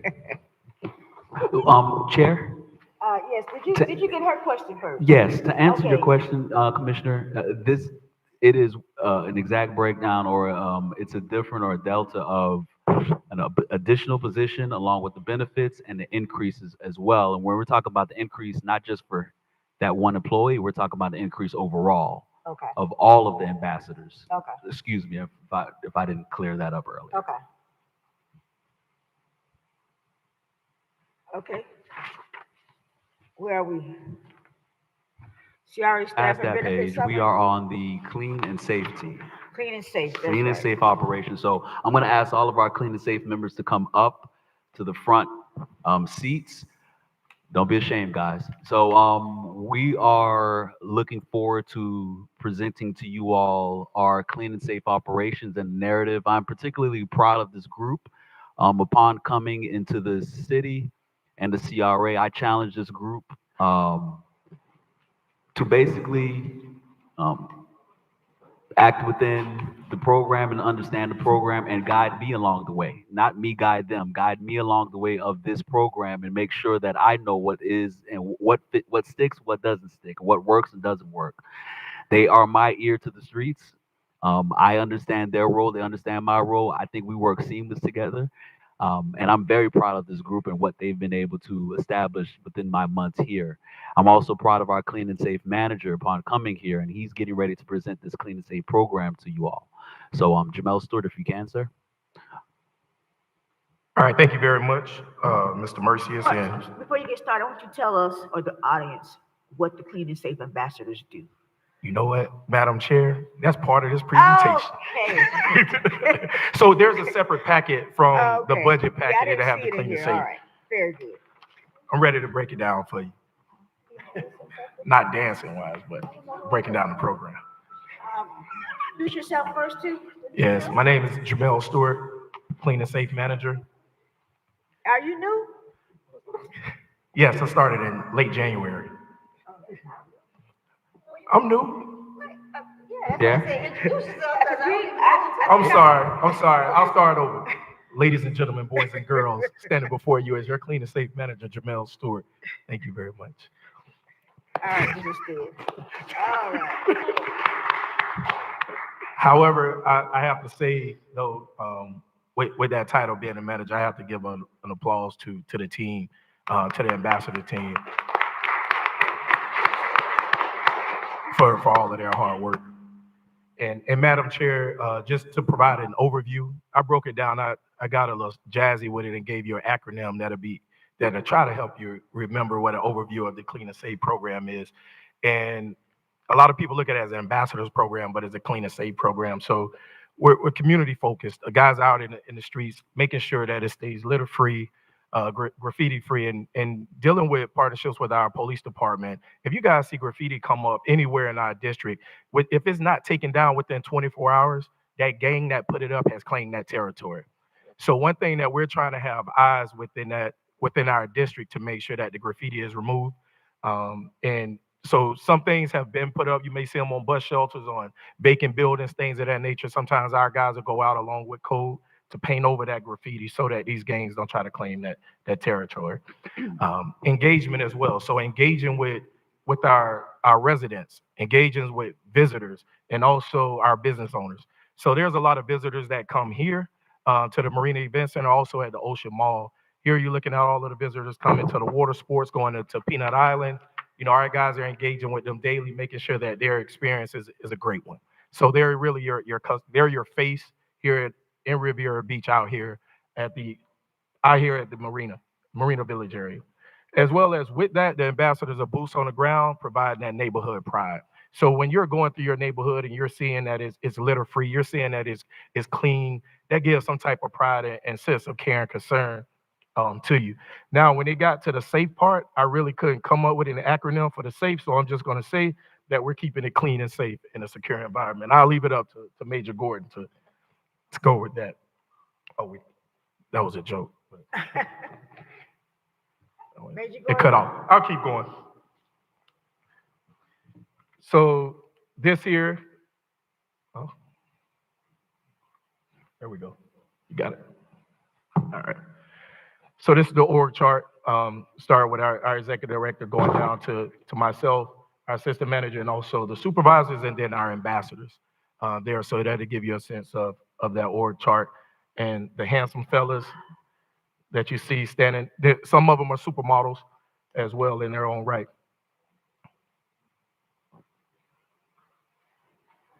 All right, so the journey that I take you on is where we were, where we are, and where we want to go, or where we're going within the program. So when you talk about where we were, there was things that there wasn't clarity amongst the ambassadors on roles and expectations. So some things there, outdated tools and equipment, things that we need to do our job diligently, and really just documentation.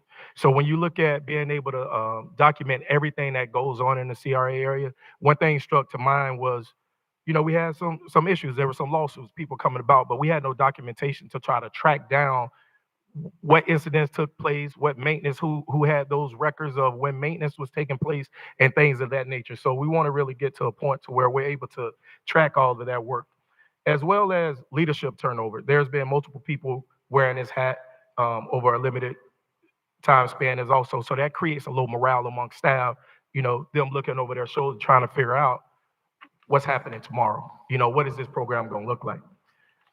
One big thing too was resident complaints. People complaining. I know a lot of complaints came in regards to the cleanliness of the bridge, the fishing bridge. People talking about different things in their neighborhood, trash not picked up, palm fronds all over the place, things of that nature. So we've taken a look at how can we go ahead and combat those issues. How did you handle that? I'm sorry. Because I've heard about the fish guts on the bridge. Yes. How do you guys handle that? So we went to pressure washing that 3 times a week. So we have our guys go out there early in the morning 3 times a week to really pressure wash that bridge. Mr. Ernest, Al Jones, Danny, they're out there. The thing about it, we also put signs up there with a QR code so residents can scan that QR code, send us an email. We thought we were going to get a lot of complaints in regards to it, but we ended up receiving a lot of emails of people thanking us. So now when they're on their run, on their morning walk, they're... Yeah, exactly. Madam Chair? Yes, go ahead. Since you brought it up, I could tell you before our new manager took over, I used to get complaints on a regular basis about the bridge and the cleanliness, and since you came in, I don't get those complaints anymore. So thank you so much, and thank you to your team. All right. Thank you.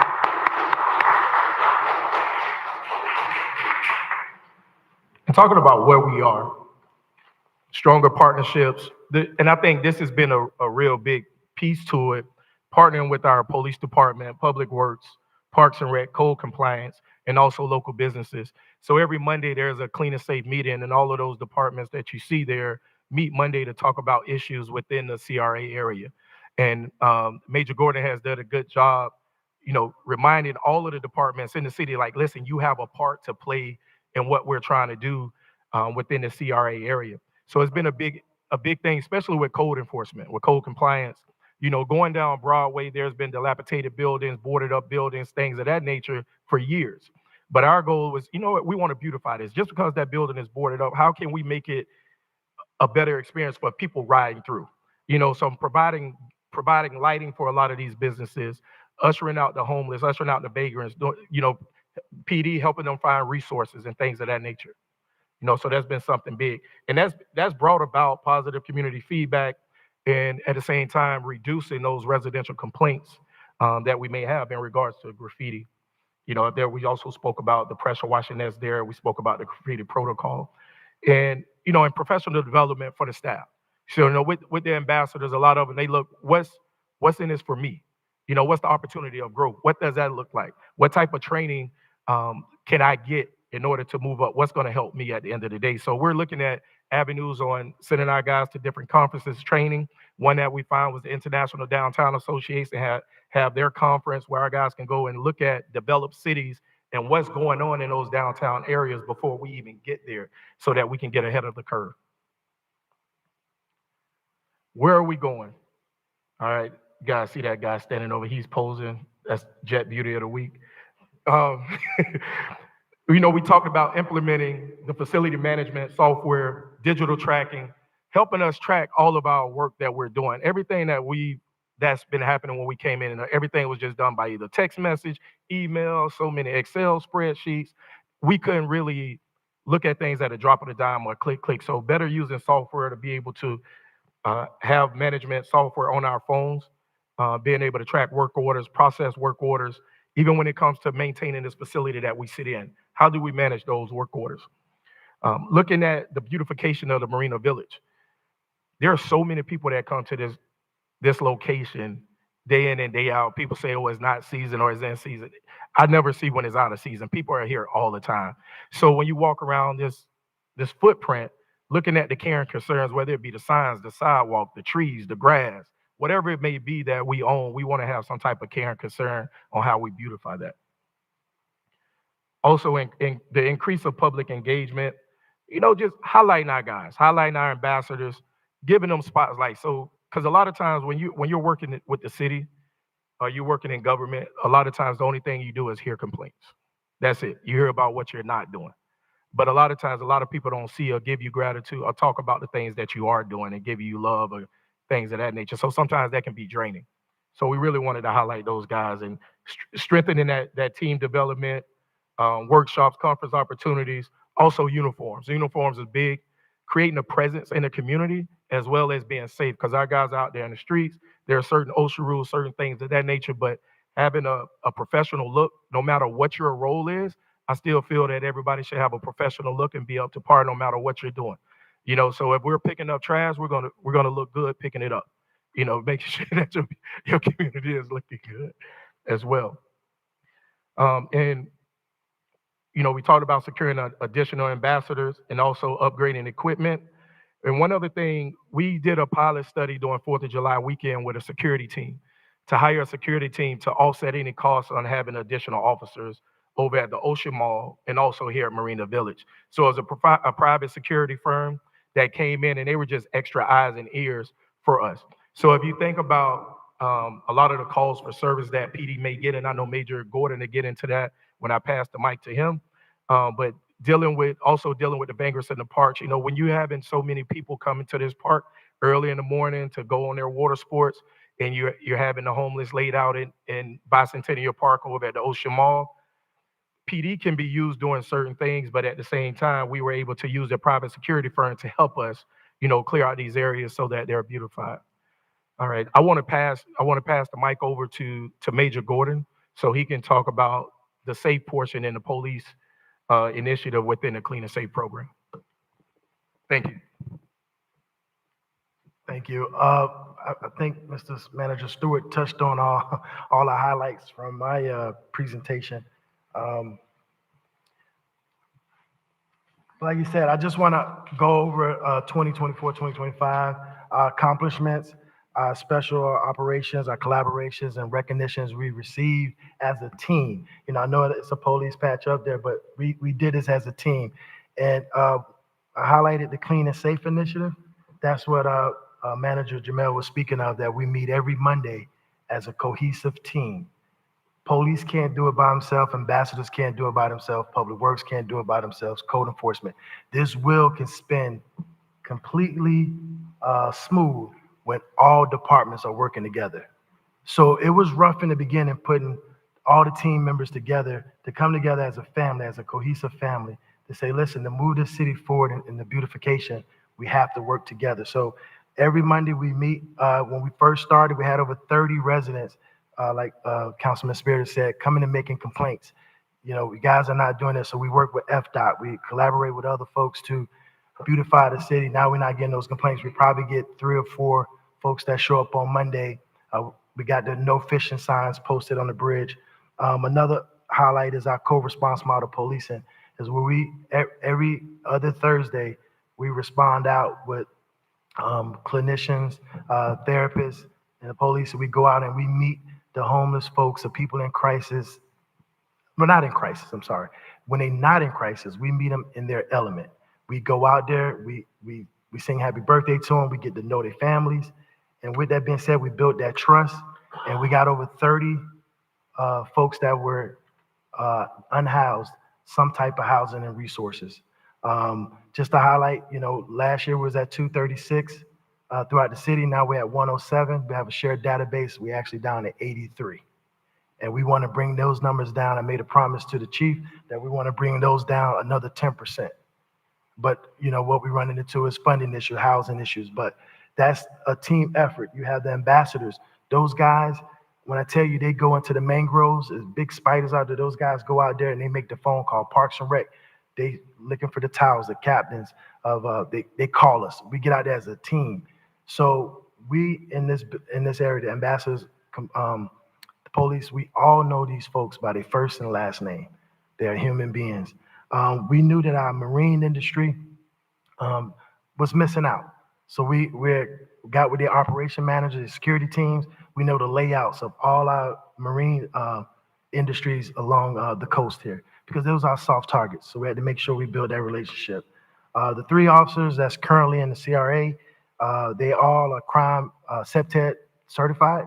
So with all the upcoming development that's going to be occurring here in the CRA district, we have enough staff that's certified to get those CEPTED studies back for review quickly. All right, so I move on to the next slide. So here's a couple of operations that we hosted within this year. Operation Shoreline, Operation Gridlock, and our Seawall Initiative. We're one of the first cities, I think we are the first city to pilot this program, where we take our Marine unit out with our code enforcement to check out the structural integrity of our residents along our shorelines, just adding something, just being innovative. So we have other cities like North Palm, West Palm, wanted to have our blueprint on our boating industry, making sure we get out there with our derelict vessels.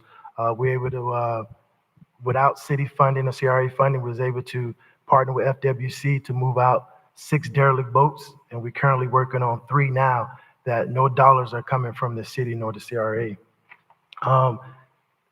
We also spearheaded our Homeland Security and our U.S. Coast Guards, which is local, right here in our backyard. We now partner with them. We train with them monthly. If we have, we do have the situation that's plaguing the whole, the whole intercoastal, where you have folks coming in illegal. And if we have something that occurs, hopefully never occurs, but when it does occur, we're able to respond as a team to combat those issues. So like I said, partnerships and collaborations. These are just some of the few partnerships: integrated healthcare system, Magonia Park Clinic, the VA, Unique Men of Riviera Beach, Marcos Pieces. We have a whole list of folks that assist us with house paintings, help with Home Depot. We rehab homes. We have Christ Fellowship who helps out with our other Pepsi Cola, a Walk on the Beach. Without collaborations, like I said, and a family being cohesive, you're spinning your wheels. You never get anything done. So hats off to the folks that collaborate with us in the CRA. And based on all the things we cleaned up in the CRA district, we were award recipients of the Community Redevelopment Agency for Slum and Blight in Tampa. And then we also won the first recipient of Shannon Kate Community Engagement Award at our First Responders Appreciation.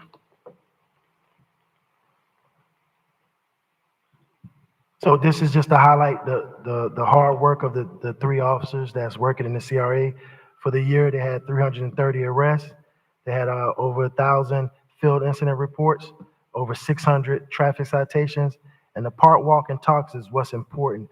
I really wanted to hit 4,000, but we're just a little shy of that. That means that the officers are engaging with our business owners, our boaters, everyone within those footprint. They're making contact. That's citizen contacts, business contacts. So we want to definitely push that number higher to show that we are engaging with our community. There's one other thing I want to highlight in here. We would like this year, coming to this fiscal year, that our officers that's in that footprint to be code compliance certified to help out with our code officers who have a lot of turnover in their areas, so we can take a lot of the work off of them because code is really getting beat up lately. The last slide for me is the officers with the cost and benefits is about 123,000. The total cost for our officers is 160, but we understand being fiscally responsible in the budget, we just kept it at 123 for the 3 officers. Madam Chair. Yes, go ahead. So where does that amount fit in the budget? Is that detailed somewhere where the 160? Yeah, so and I'll let Mr. Mercier speak on that. So within that program, you have we have 3 dedicated police officers, but Mr. Mercier will speak on the actual number that comes with each one of those officers. So, It's not on the slide, so. right, so, Commissioner Chair, Go ahead. the cost, we're focused on what's in yellow, which is the cost of an officer with benefits, 123,509. And that breakdown is it's gonna be 371, approximately $371,000 annually. We do expect an increase on an annual basis of about 20%, and you can find that on the, I believe the first budget overview, the 3rd page of this packet. And what I was saying was that we do expect an additional 3% increase on annual basis. But before we do that, we of course will meet with our police. We'll discuss with our board as well. But currently, we are proffering that 371 mark, and you can find that again on page, I believe it's page 4 of our budget overview. I gotta say something. Chair. Yes, go ahead, sir. Major Gordon, first I'd like to say thank you for everything you and your team are doing. I did have the opportunity, as you know, to go out with the Marine Division one day. It was remarkable. They're wonderful people and they're doing a great job. The derelict boats are disappearing very quickly, and thank you for doing that. But can you explain to me, with these 3 officers that you have for the CRA, are they assigned to different districts full-time, or do they roam from one district to the other? Madam Chair? Yes, go ahead. No, they're strictly for the CRA district. They do not move out of that footprint. No, but are they for, like, do you have one officer assigned to Singer Island for the day, or does that one officer move between the marina and Singer Island, for example? So, Madam Chair, I'm sorry. Yes, go ahead. So, yes, you have a road patrol officer that's assigned daily to the beach. And then you also have your beach patrol officer, who's an additional piece to the island. But the CRA officers, those three are just for the CRA footprint. Okay, so does Singer Island have two officers assigned full-time plus the one CRA officer? Is that how it works? At any given, I'm sorry, Madam Chair. At any given Sunday, you can have the road patrol officer, the beach officer, and your CRA. So you can have at any given Sunday 3 to 4 officers. Like our Marine unit, if they're not operating a boat, they do land initiatives, which they're covering the CRA and the beach patrol. So you can have up to 5 to 8 officers covering the beach at one particular time. Chair? Yes, go ahead. I think it would be great. I know Chief Coleman had mentioned this to me a long time ago about the code certification. And I think that would be wonderful if you were able to get your people certified for code violations. That would be fantastic. Madam Chair? Yes, go ahead. Yes, Council. We're working on that. We wanted to have it done before this hearing, but we'll definitely have it done next year. Great, thank you. And just to add on that, I know we were saying that there were 3 officers that are assigned to the CRA, but just because there's 3 coming out of our budget, not saying there's more officers that work within the CRA, but there's only 3 that we pay for out of our budget. Before we end with the clean and safe presentation, there was one other point that we wanted to make. Along Broadway and here at the marina, we thought about the visitor experience. So coming in from Palm Beach and also coming from Lake Park, how do we make ourselves stand out from West Palm and Lake Park? So we're looking at different ways, like a wayfinding program, directional signage, lighting along Broadway as well, a banner program going up on the light poles, so that when people come over from the port, they know that they're in Riviera Beach and not in Broadway in Palm Beach. So that's something that you guys will hear about later as well. And just from that, I think we'll end. One thing that Major Gordon and myself talk about with our program is more being proactive instead of reactive in everything that we do. So thank you guys very much. Thank you. Madam Chair? Yes, go ahead. Thank you, and thank you for that presentation. Both of you guys did a phenomenal job. The Clean and Safe program has been one of the programs that's been near and dear to my heart, because Ms. Mill Anderson, before she leaves, she actually saw my former legislative aide working through Clean and Safe. She assigned him to the Charter Review Committee. He actually started as one of the first ambassadors. And to see them elevate through the ranks and get opportunities, it's really just a program and a department that really elevates the staff, the community, and it's one of the best here in the community. I love how you guys take any of our ambassadors and our Clean and Safe ambassadors to put them in other opportunities, whether it's management, whether it's throughout the city, or just kind of giving them an opportunity to be gainfully employed. My first question is, what is the cost of living that was actually given for these ambassadors this year? What's the COLA on that? Chair? Yes, go ahead. There is a specific study, a compensation study that's being done with the city. We plan, well, it's 3%, but I'll leave it right there, 3%. Okay. I understand that the city, and I would leave the city where the city is. With the CRA, we operate within the CRA. And as these commissioners, they determine and dictate these salaries. I would try to and recommend that my colleagues look for to match what the county has done to support our ambassadors. They work very hard in the sun, day in and day out. So if we can match that with the 6% that the county did, I would be amenable to see if my colleagues could support giving the ambassadors a higher raise, because they deserve it. Most of our employees deserve it, and not just the ambassadors, but across our CRA. I think that we need to look at the increases of this budget. Cost of living has gone through the roof. This CRA budget is astronomical. We don't want to just be top-heavy in administration, but at least cost of living. 3% is not sufficient in today's economy, number one. So I would recommend, and also my colleagues, of course, give the pleasure to your director, but if, with my ambassadors and my staff, if they can do a 6% raise versus the 3%. That's the first thing. The study that was done, I want to get a look and take a look at the salaries, if we can send that out, to see what the salaries are for our ambassadors. Because this program is a hybrid of what I've seen in other communities by being a breeding ground for training up local leaders from our community, giving them a kickstart. The same person, actually, Mr. Jackson, texted me earlier and said, tell all my guys from Clean and Safe, hello, and thank you for the opportunity. He is now the assistant to the city manager in Cincinnati with a $1.8 billion budget. He started right here where these men are standing. That is where he went through the ranks. He started as Clean and Safe. He then went to the county and worked as budget analyst. Ms. Miller Anderson saw the work because he was coming to the council meetings and promoted him as the chair for the Charter Review Committee. He then worked for me for 4 years before he went up there. And now I'm hopeful that one day I can bring him back home to work back in this community. But now he's making good money and started right there. And that's why I want to make sure that we properly support them, make sure they're gainfully employed, give them the proper raises and salaries that's necessary to keep them in place. So I appreciate it. Thank you for the work you're doing. Nate, y'all are doing a great job. And director, keep pouring into it because this program is phenomenal. It's one of my favorite because the community sees it on a day-to-day basis. The residents want to be engaged.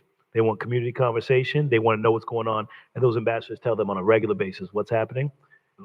And they're the ones that's happening from Singer Island throughout our CRA. So all the people in the tourism and the visitors that come, they're our boots on the ground. So let's take care of them as best we can, colleagues. Chair? Thank you. Madam Chair, Yes. Yes, go ahead. You see that they were shy at well, first. and now- I was going to ask, can I second that Laughing motion? now, right? I was going to ask, can I second that I motion got it. for the mayor? But I know. Hold on, yeah. To that point, Mayor, Commissioner Bill Anderson mentioned the economic and business development specialist position and why we're removing it. Along with staff that's on the office side, economic development, and we are economic development heavy. I also look at this team, our ambassadors, as economic development professionals as well. There are business retention, there are business recruitment. They understand the city and the layout of the city. I have Jamel and others speaking to prospective business owners coming to the city. What parcels, what specific areas are available, what brick and mortar available space that we have along the Broadway corridor and on Avenue E. They're literally our ears to the streets, and I consider them that, and they work seamlessly with our program. They work well with me, they work well with our staff, they work well with our CRA police. I thank them, I thank our staff for acclimating to some of the demands that I have, and I thank them for all the work that they've done thus far. And follow up, Madam Chair? Yes, go ahead. I appreciate you updating this org chart because I see a project manager, a special project manager, Nehemiah and Francisco. I think they can handle the economic development that's necessary Great. within this. Take care of our guys because they are our boots on the ground and empower Nehemiah and Francisco to take care of the economic development because we need to make sure small business is supported, tourism is supported, but we make sure that the community is supported most importantly. So I think you can build it out with the staff that you have. So thank you for that, Director Mercius. Yes, sir. Thank you, and that's our presentation for Clean and Safe. I'd like to now bring in our wayfinding presentation for a quick overview of what is upcoming for wayfinding. Upon coming here and being appointed into this position, taking a drive through the CRA area, one of the things that I took a look at was wayfinding, and the opportunity to include wayfinding within our thoroughfares and our corridors, I believe was important if we were going to attract main businesses and development throughout. So I do welcome representatives from Song and Associates here to provide a brief overview of our wayfinding concept.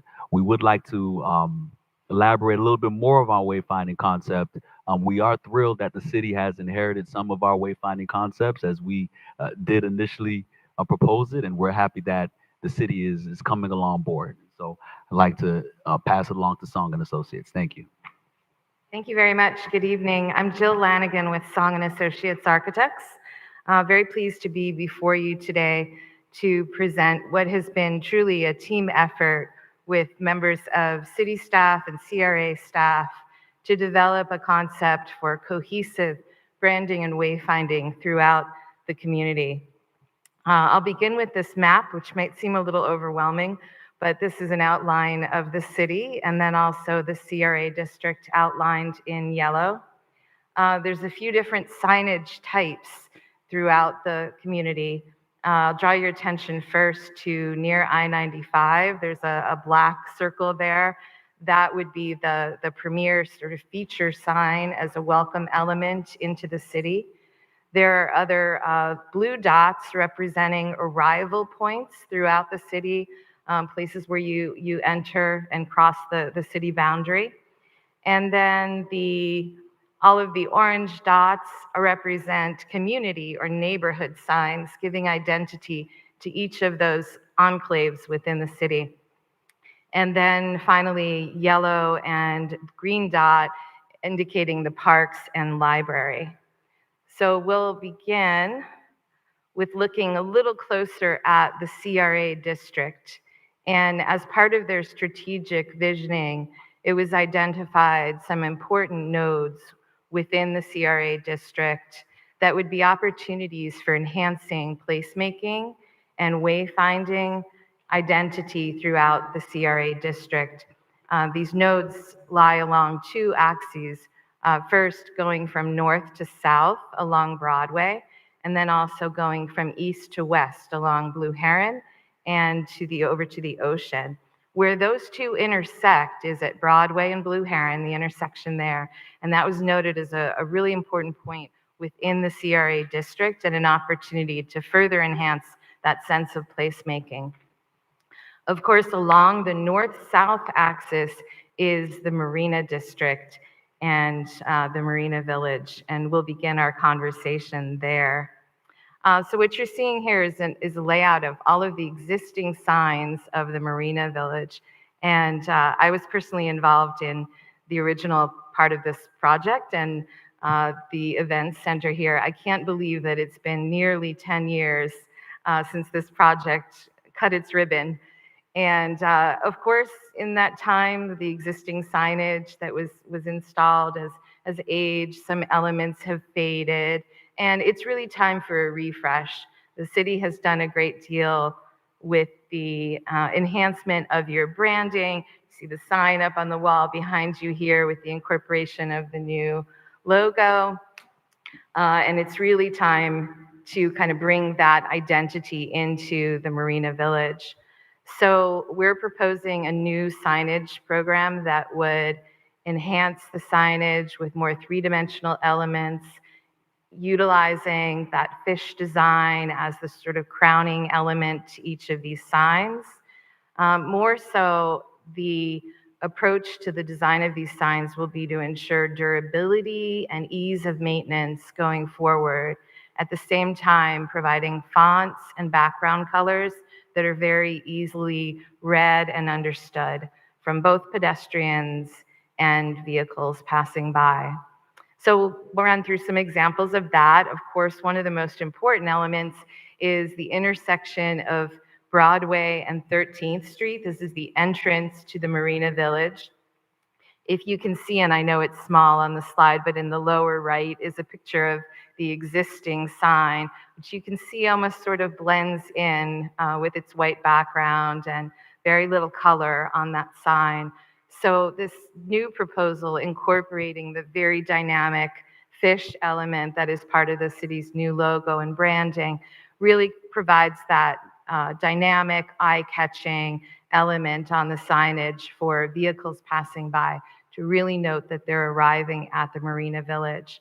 That sign could also incorporate a digital marquee that would serve for announcement of events and things going on seasonally throughout the year. It's an important element. There's also a small sign proposed on the mast arm, if you can see that. That would be another way to let people know they've arrived at the Marina Village and to make that turn. Moving into the village, this would be an example of replacement of one of the pedestrian and vehicular wayfinding signs that exist now throughout the village. These would be a little bit more human scale, but still very eye-catching for vehicles as well. And these give wayfinding to things such as where to go for the water taxi, the amphitheater, and so forth. There's also existing a banner program throughout, not just the Marina Village, but through other areas of the city as well, The banners are changed out seasonally also for various events and times of the year. What we are proposing is an enhancement to the frame surrounding those banners so they can be easily changed out, but we're proposing here the addition of a top blade, which would be metal with laser cut element of that fish logo. And at the bottom, below the banner, would be another blade added that would also have a laser cutout stating Riviera Beach. So regardless of what content is on that banner, you always have that reminder that you're in Riviera Beach and furthering that branding. And it just sort of gives a more polished, finished look to the banners and also makes it a little bit more eye-catching. Another element that the team looked at and proposed would be decorative intersection coloring. What you're seeing here is the intersection of 13th and Avenue C. It's an important transition point, especially kind of the psychological effect on drivers as they're coming east into the Marina Village. That's the point at which you switch onto the sort of narrower area that's paver, with it's more seamless between the pedestrian zone and the vehicular. And you want people to sort of slow down and have that sense of arrival. So there's several different methods to do these intersection colorations, and we can explore those further. It's just a great also way of understanding that you've arrived at an important node. Here we go. So leaving the Marina Village and taking a glimpse at some of the other proposed signage, this rendering shows what could perhaps be the intersection of Blue Heron and Broadway with a typical proposed monument sign, again, incorporating the fish motif in a way that's very three-dimensional and graphic area where there's the banners and the banners program. So we would be proposing the same sort of crown and lower blades added to that. In addition, we could incorporate destination signage, which you see the blade signs added below the banner, which could direct you to destinations such as the Marina Village, to the beach, the Port of Palm Beach, Manatee Lagoon, and other notable landmarks. The sort of feature element, again, would be that main entry where you come off I-95 at Blue Heron into really the center of the city. This sign would be sort of transcending the typical purpose of signage and really becoming an element that could be a public art element. This would incorporate 4 of the fish, varying in size and swimming atop a base of waves. We would also have a monument sign there with the city name, of course, and the tagline, "See what's beneath the surface."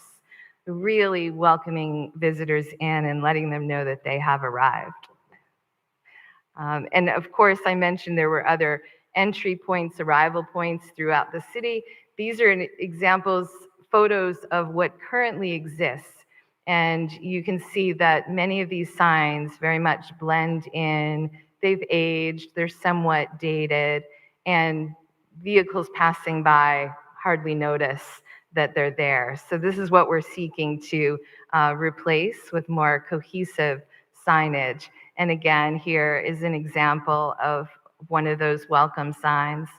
Also, I mentioned earlier the neighborhood signs and giving identity to the individual neighborhoods throughout the city. It's a sense of pride to the community members. And in what you see in the upper right-hand corner would be an example of one of those signs, that one in particular for Monroe Heights, but these would express the name of the different neighborhoods. And then in the lower image, you see an example of what might be a sign for one of the parks. Very similar. And finally, I think this is our last slide, just another example of what one of those arrival signs could be. This rendering is showing the arrival at Military Trail at the north end. There's an existing sign within a median that could easily be changed out to something like this. Basically, The goal is to further enhance the placemaking, the identity throughout the city, and wayfinding. And with that, I'm happy to take your questions. Madam Chair, Yes, go ahead. have you all, are you all working with the city side? Because I know a lot of these places are not in the CRA. Correct. We've been working with both city staff and CRA staff. Okay, thank you.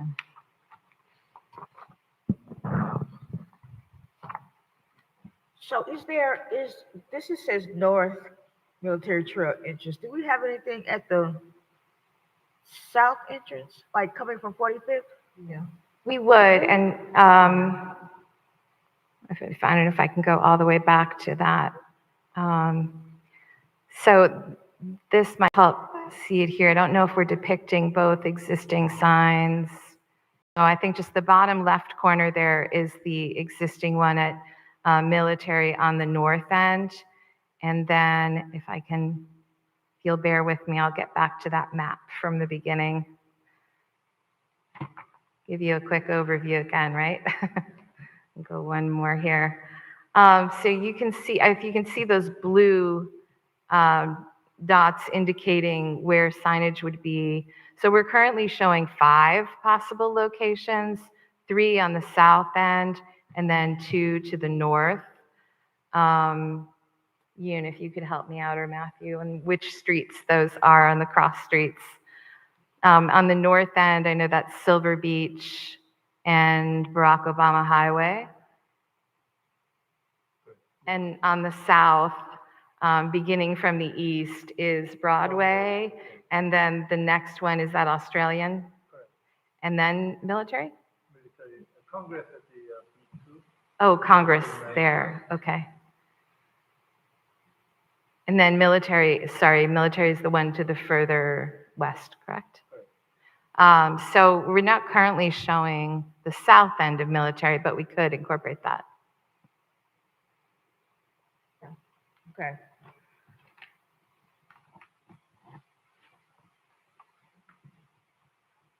Okay, is that it?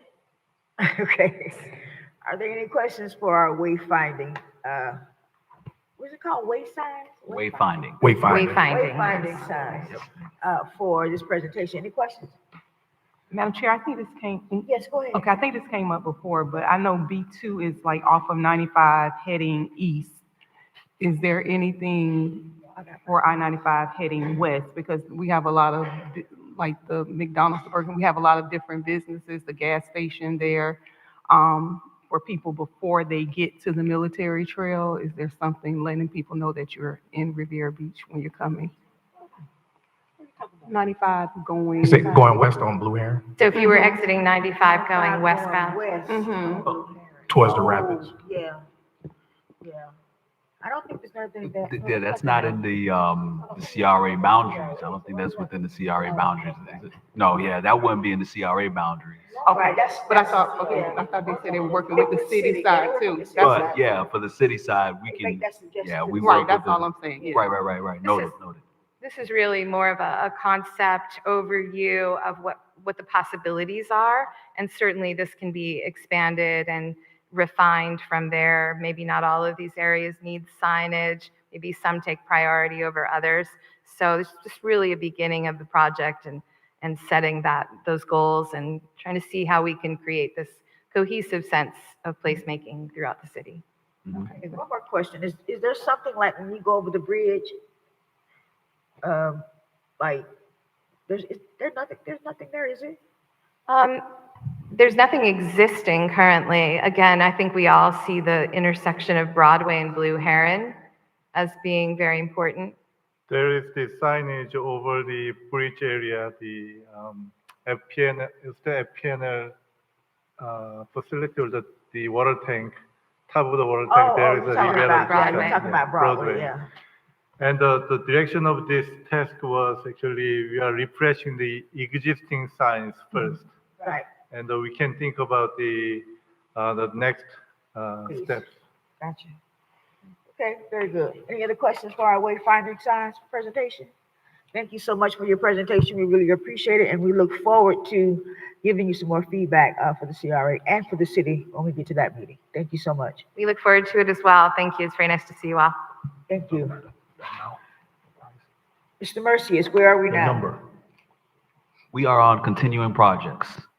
All right, so let's, Thank you, Clean and Safe team. Thank you. page 17, let's go. So I'm going to ask that we follow this until our PowerPoint person comes back.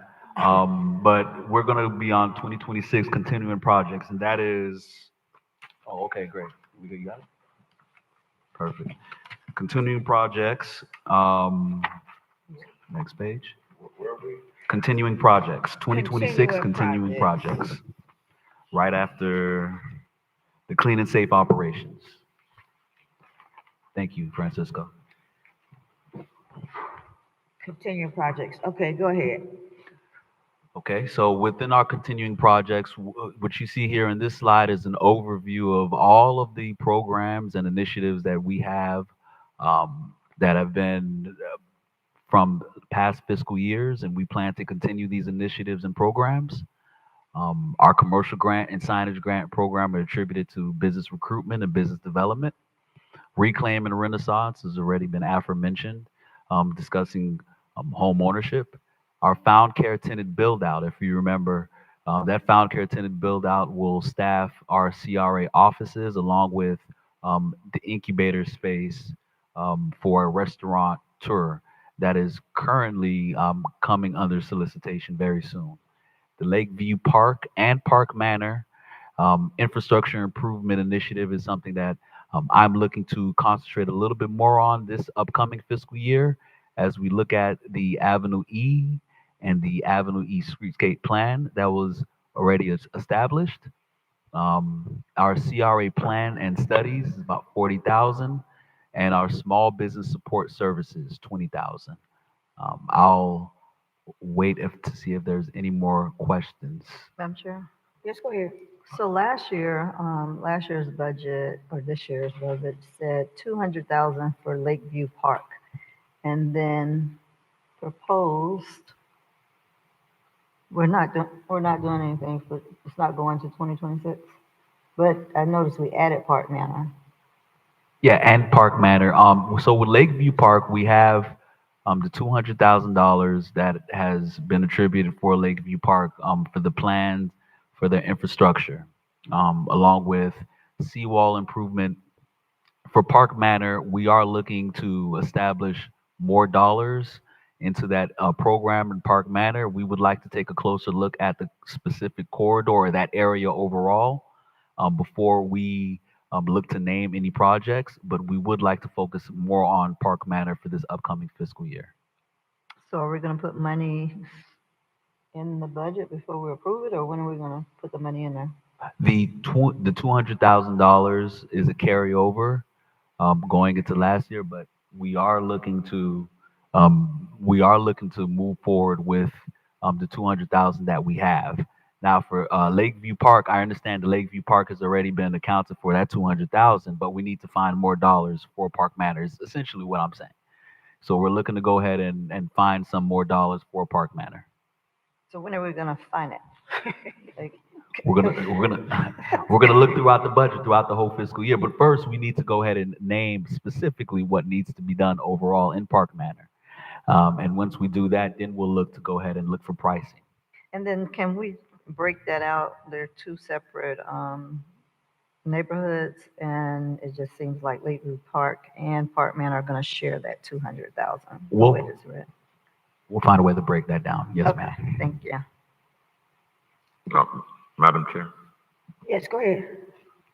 just for the record, I do support, both of those neighborhoods sharing that 200,000. No, I do not. Huh? That's 100 and 100. I thought you said that's what you wanted. No, that's what it is, but I'm trying to say, last time we had 200 for Lakeview Park, and now we got 200 for Lakeview Park and Park Manor. So, Chair, I'm is just trying to help. Okay, go ahead. Yeah, no, we're just making sure that Parkview Manor, it will be spoken for in this upcoming I budget. We see. haven't forgotten about it. How you gonna take the Yeah, same whole amount of money that one group had and that two thought that's groups what gonna I share heard the you same say. amount of money? Yeah, I think you I just put the just name might- in there, because I don't think I've seen the name. I appreciate you. All right, very good. Go ahead, sir. Okay, if there are no questions, I'd like to move on to the next slide. Yes, go ahead.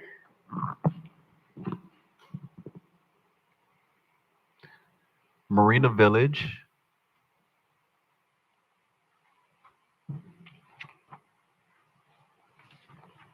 So our Marina Village, we are looking to, well, for the expenses, here are the expenses for the Marina Village. If you look, our expenses increased from 536,500 to 949,000. That is because of the capital infrastructure work that we're looking to do, along with moving $175,000 for utility services. That utility service,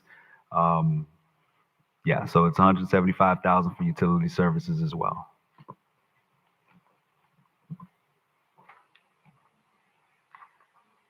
And repairs and maintenance, along with promotion.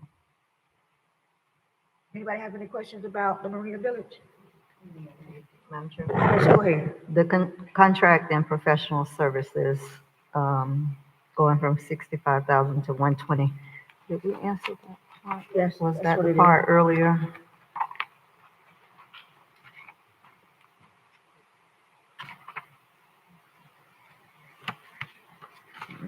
No. What does that include? So that is attributed to the banner projects that we're looking to establish throughout the CRA. Banner and lighting for the CRA, holiday lighting. Holiday lighting? Excuse me, I'm sorry, just lighting. Excuse me, holiday lighting. I'm sorry.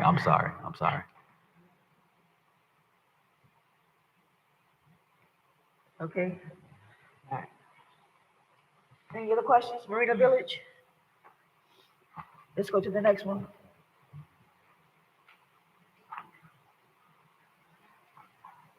Got you. Okay, so we're going to the next slide.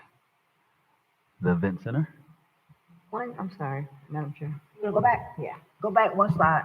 The promotional activities for Marina Village. Do we have any identified? It's gone from 80,000 to 210,000.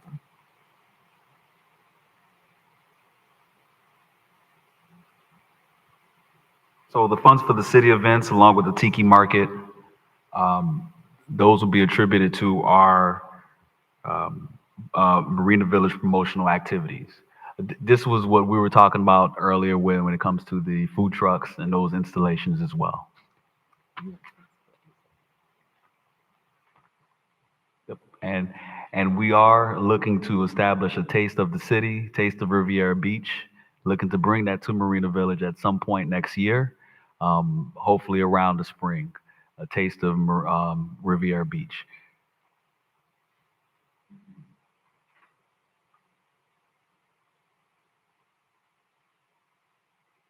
Okay. Let's go ahead.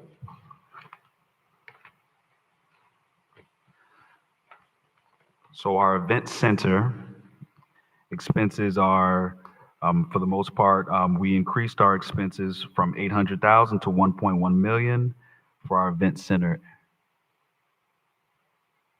I'll pause if there are any questions. Go ahead. So the next slide discusses our CRA capital project budget. Our CRA capital project budget, we'll move on with the Renaissance townhouses in the, for phase one, the 2.3 million. The Renaissance townhomes for phase 2A housing project, which is 2 million. This is for the Villa La'ans.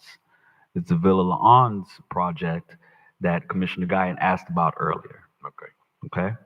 The event center build out, $500,000.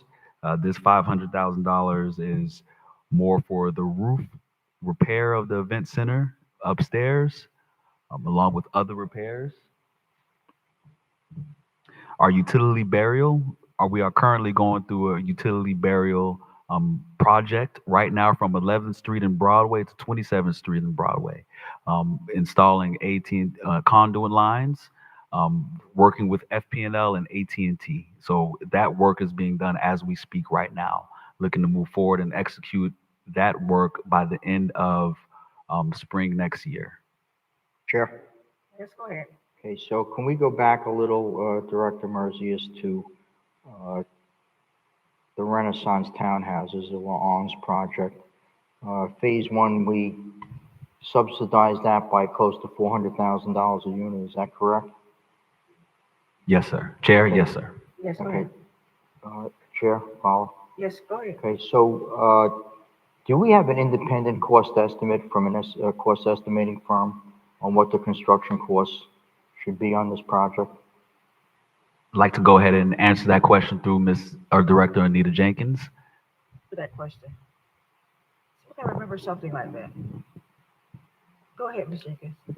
Madam Chair, Anita Jenkins, it's not 400,000 per unit, that would be $4.8 million. So the amount of infusion from the CRA is 2.3 million. And yes, there was an independent cost certification Okay, Chair? for that. I would like to get a copy of that, please, sent to me. I'd like to see that independent cost estimate. That's from an architect or an engineering firm? Yes, sir. You can send it to all of us. Yes. Thank you. Okay, on, Chair, follow-up, Yeah, go ahead. on these projects, and the $2 million, for the phase two of this project, I would like to suggest, I agree with the mayor, with his recommendations, whether it be for raises of the employees, the increases, as you know, I support, increasing the $50,000, first-time home buyer, subsidy, probably $75,000 to $100,000 makes more sense today. I would suggest that the staff might want to think about putting out an RFP for a private developer to do the phase two and save that $2 million to be used for those other purposes. Okay, and since we're at the utility burial, the $500,000 for the build out of the event center, that's carryover money, correct? Chair? Yes, go ahead. Yes, it is. Okay, so that's $500,000 to build out the second floor of the event center restaurant, is that correct? Chair? Yes, Yes, it is. Okay, follow-up, Chair? yes, go ahead. Okay, so, wouldn't it be more prudent to put that money into something that we could be using it for today, whether it be salary increases or first-time homebuyer money, rather than leaving it for the restaurant? There are many, I mean, that's a premier location. We have the phase two of the event center out to bid right now. I think that a developer may want to do that event center and may include that, or there are many, many restaurateurs in Palm Beach County, maybe even locally here in Riviera Beach, that would come in and do that build out with their own money, for that location. I mean, that's a premier location. Waterfront is waterfront. I think that money would be better spent on first-time home buyers or staff raises or other things that were brought up tonight. I don't think we should be carrying that money over. It doesn't do us any good just sitting in a bank account. Madam Chair, Yes, go ahead. that build out money, I think is very significant in building out the rest of the event center. It's been sand over there since this building was built. We haven't done anything with it. I think it would be a tremendous mistake to move that money into something else and leave nothing but dirt over there for the next, whatever it takes to find a master developer for the marina. So I'm adamantly against moving that money. Chair?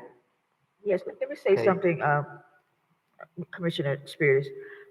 I'm gonna have to agree with Commissioner Spiritus on this one because we have the RFP out for the Marina Phase 2. The master developer might want to tear this whole thing down and rebuild it for something else or some other purpose. We don't know that. And to have money sitting aside just in case to build this out when that is something that I thought the new developers would do, to use their money to do that. Why are we using our money to build this out when we're asking a developer with a potential $300 million project here, and we're saving money for a space that may not even exist after we find a developer? Go ahead, Mr. Sure. Spiritus. Yeah, so just in my to Councilman Guyton's statement, the dirt on the floor, I agree with him, inside on the ground floor, but that's part of the Raftiki, I believe, lease. That should be coming before this board. I think is it before this board tomorrow? Chair? So I believe Yes. that he will be rebuilding the ground floor and taking care of the dirt floor as part of his lease agreement. That's going to be voted on tomorrow. This is the second floor that we're referring to right now. And I believe, as the chair said, we have phase 2 out there. Might well knock this whole building down and build a brand new hotel with the same facilities on the ground floor. They may want to rehab it for other purposes, which is why we have an exit ramp with the lease tomorrow, although hopefully they'll work something out with the Raftiki owner. But regardless, I think that money would be better spent right now in this budget on other items that we brought up tonight. Thank you. Thank you. Go ahead, Mr. Okay, thank you, Chair. So we'll move further to the element 8, affordable housing contribution, $900,000. The element 8 tax credit loan, the TIF, that's $640,000. Our private public partnership housing 2025 reserve, which is approximately $1.1 million. And we are looking to establish a HUD agreement tomorrow on the agenda for a HUD grant in partnership with the Lake Worth CRA for $2 million. Yes, $2 million. Chair. Yes, go ahead. Okay, the $900,000 for the affordable housing contribution, that's the $900,000 that's earmarked right now for related for their development of the affordable housing project, correct, here at the marina? Chair? Yes, go ahead. Yes, you are correct, sir. Okay, I would suggest that before we earmark this money, we have council review the agreement between related and the city, and we determine whether or not that money, they are really entitled to that money. So I would just suggest that we not give that money away so fast. I think we need a legal opinion on this. I believe that the agreement says that if they receive funding from other sources, they weren't entitled. As we know, they received tens of millions of dollars from the state and the county for this project. And I don't know, I know that they're claiming that the $900,000 was being used for guarantees for some of these other programs. But I just think that it would be prudent for us to let council review the agreement and give us an opinion on whether or not they're truly entitled to these funds. Okay. Is that it for you, Mr. Mercedes? Because I want to, after you get finished, I want to have you to read back to us what we want you to look at. Sure. Go ahead. Absolutely. For this page, that is it. For this page.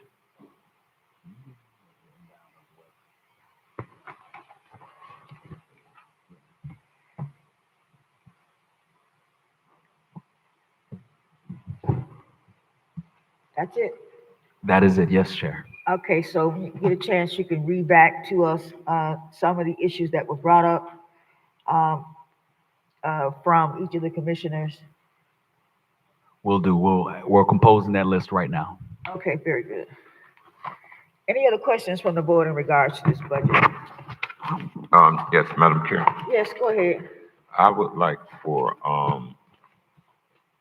as was requested on the city side, what would it cost for each percentage of a raise for the CRA staff? If it were 4%, how much additional would we need? If it was 5% and 6, so on. We requested the same thing on the city side, and I would like to know on the CRA side what those numbers are. So a fiscal impact of 5% For the COLA, for additional for our yeah. CRA staff. Yeah. Or if it were I thought we were 4%. talking about the ambassadors. Or we talking about the whole staff? I'm talking about both staff. Okay, all right. Madam Chair, Yes, go ahead. I did say the ambassadors earlier, but I also did say the whole staff. Okay. And that was just for everybody. I said that I wanted to get a salary study for the ambassadors to see. And I think this is a unique program, so it's difficult to kind of compare it. But the salary study was to raise the base salary, but then the raise for the COLA was across the entire CRA. All right, okay. Thank you, Madam Chair. Go ahead, Mr. Mercies. As we compose the list of feedback that you guys have given us, I'd like to thank you all for the opportunity to present this budget. Around the same time last or 2 weeks ago, we did present a budget, and the budget was needed some more massaging. So I believe we've done that with the presentations that we have and the narrative that we've built to exude I guess, the vision of the upcoming fiscal year and what the vision would be for our CRA. Listening to some of the comments that you've stated, I remember Commissioner Guyton stated that he'd like to see more events for family-oriented events. And I believe that is something that the board would like to see as well. It's not something that we're committed to.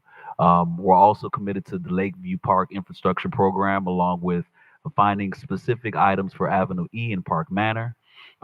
As always, we are concentrating on our development projects with a touch of business retention and recruitment involved in everything as well. So we're looking forward to showcasing all of the improvements that we have in the CRA and also continuously moving forward with the developments and initiatives that we have forward as well. Thank you so much. And thank you guys, all the staff, for their hard work, for the presentations, and for the fact that I know that the staff works hard, and I know that it is difficult to, take the advice of 6 people, but, we all have different ways in which we relay that, but we're hoping that you can kind of mesh that so that we can all come to a happy medium in terms of what it is that we're looking for in this upcoming budget. And I'd like to thank my colleagues as well for their input to come in on a Tuesday afternoon when we didn't have a meeting, but to come in and to go through these slides, go through this budget, and make sure that we can satisfy what we need to satisfy for this upcoming year. Yes, Commissioner. Yes, go ahead. I'd like to go ahead and give you all the feedback that you presented back to us. The Singer Island taxable amount, Commissioner Spirit has asked for a confirmation, working with city staff and making sure that we get that specific number. A promotional account for the board, getting clarification on that. The cost difference for the COLA from 3 to 6%. We're looking to do that for all employees throughout the CRA. Our trolley program grant, leveraging the dollars for our CRA revenue, seeing how we can leverage that. A breakdown of the Lakeview Park and Park Manor, along with the Renaissance increase for our first-time home buyers. And also with that Renaissance increase, making sure that there's no more dollars left over or carryover for all of our grant programs, including the Renaissance Reclaim Program. A copy of an independent report attributed to the Villa La'ans project as well. That's it. No, that's not it. Excuse me, Madam Chair. Go ahead. The numbers for the proposed COLA increase. Yes, we have that. That's the cost difference for the COLA from 3 to 6% all across the CRA staff. Yes. What the amount would be. What the amount for will each be. step. That's Yes. what we're going on. Keep talk with Park Manor out. And also too, I forgot to tell the wayfinding people that I was looking to see how what do you call it, a welcoming sign for Singer Island, because there's nothing over there that says Singer Island. Absolutely. We'll work on that as well. We'll All look right. to implement that. Any other questions from the board? Madam Chair, Yes, sir. question. They said that they're bringing back promotional budget. Did we talk about that tonight? Was that in any of the agenda items? I didn't see the commissioner's promotional budget or travel budget. We did brief on the promotional budget. The promotional budget, Or I'm sorry, the commissioner's promotional yes, budget. 36,000. That is including the mayor. Yeah, it's on there, the Okay. promotions and the travel. So the travel and promotional, and colleagues, it was also, next month, we're having FRA conference, which so happens to be here in West Palm Beach. I want to make sure that all of us are here and try to attend at least a conference day, because it's going to be great to showcase our community for that. But the travel budget, we discussed, the promotional budget, I believe, I'm not sure if they've allocated or advocated, the commissioners and the mayor, or how does that broken down? Because I think I came in late.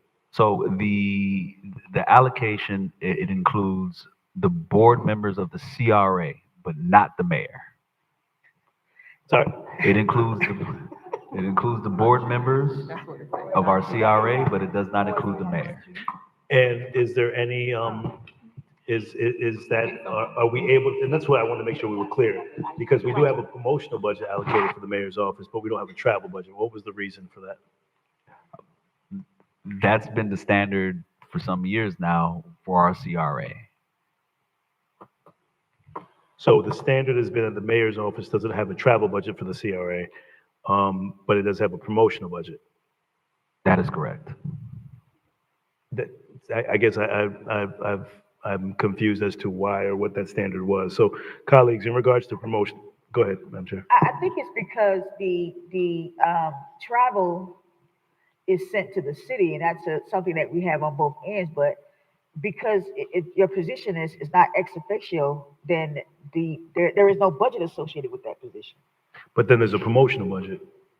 Well, the promotion goes to, do you want to make sure that you can sponsor events in this arena? And that promotional piece is for this. This is, I mean, when we get 6,000 apiece and the 6,000 goes to all six of us, that is for this building. That is for things that are happening in the CRA. It's not for anything else. So I guess the only question was, based upon the travel and promotional budget, representative of travel is to represent the city. And as a representative of the city, I would want to see if it's be possible for my commissioners to allocate some of the budget for travel to allow for me to represent the city for the CRA as an ex officio member. But then we would have to go and make you ex officio through the bylaws and through the charter. Well, I was asking for legal to opine on that, to see, because if they've already allowed for promotional budget to go to the mayor's office, I'm confused as to why travel budget wouldn't be the same allowed. Madam Chair, Yes, go ahead, sir. I think the attorney needs to chime in as to the legality of Yes. what we're in the able essence to of do. time, Attorney, could you just chime in briefly on that, because we do have a meeting tomorrow. Go ahead. So the mayor is not a part of the budget because the mayor is not a part of the CRA board. At the last meeting, we granted the mayor, at the last board meeting through motion, you granted the mayor the ability to sit and participate in the meetings, but by our bylaws, he is not a member of the board. So the budget reflects for travel, members of the board's travel. It can be done if this board votes to add the mayor to the travel budget, but he doesn't by right or through any other way receive travel reimbursement through the CRA's budget. Madam Chair? Yes, sir. And just to clarify, I think Attorney Smith said that the mayor is not a part of the budget because he's not a part of the board, but it was also clearly stated that the mayor does have a promotional budget, which conflicts exactly with what you just said. So you want us to take the promotion back? Keep it up. Hey, listen, what we can do is, listen, we can argue this all night. No, it's not arguing. No, It's just, I want the attorney to give us an opinion on it. well, I think, Madam Chair, I'm bringing it up now because I've asked already in previous meetings, and I asked privately to my staff, and I expected an answer tonight. So are we allowed to budget for the mayor or not? So the board can make a decision if the budget can be allocated, and I don't want to keep going back and forth. I would like my staff to give me an answer as to if we're allowed to allow for the mayor to have a travel budget and a promotion budget. This is not the first time it's come up. So the fact I'm bringing it up tonight is the fact it should have already been answered. Chair? let them answer first, and let's see. My understanding is that the promotional budget is a pool, is a pool amount that the entire commission, that the council, the board of the CRA has availability to, but for an individual person to receive money from the CRA, that is separate. That is something that is singling them out as a member of this board. And right now, the mayor is not a member of this board. So and quite honestly, I need to look at the promotional part to see if the mayor can even participate in that, because right now, at this point, the mayor, he has a point. There is no, there's no distinction. There is a point Madam that he Chair, can't participate in the promotional budget. no, that was the point. Madam Chair, that was, and I apologize. That was the purpose of not making this a spectacle. I don't want to have this conversation in public unless staff does their part. So whether they bring me the information prior to the meeting, that's what I wanted to hear. If it's allowed and legally defensible, yes. But just to kind of clearly articulate, I've already done my research because all of our employees can travel on the CRA budget. So as an ex officio member and anybody that's assigned to the board can travel on a CRA budget. But if you want to do your research, you can. Please do it before we get to these meetings because I do not want to play any gotcha moments. I've asked for this already. And I don't want to keep having the same discussion. So what we can do is this, we're just asking for a legal opinion from our attorney, that is it. That is how we do that. Madam Chair, I've done that. If you want it in writing, I'll do it in writing. Yes, please, Okay, please, yes, just ma'am. send it to each council member in writing, please. Yes, ma'am. Thank you. There's an announcement, Mayor? Yes, Yes, there is please, an announcement. We do have a youth, I apologize. We have our youth council event this Saturday. It is going to be at the library from 11 a.m. And it's going to be for the youth council, ages 14 to 18, students from the community, 3.0 GPA, and you have to be a resident of Riviera Beach. We want to make sure that we get the youth council involved in the city. These are going to be our next coming, our next generation, our next leaders, our next CRA attorneys, CRA executive directors, and our elected officials. So we want them to be involved and make sure that they're involved in this city. So thank you, Madam Chair, for those. Make sure you guys come out 11 a.m. on Saturday. Yes, any other announcements from the council? This meeting is adjourned.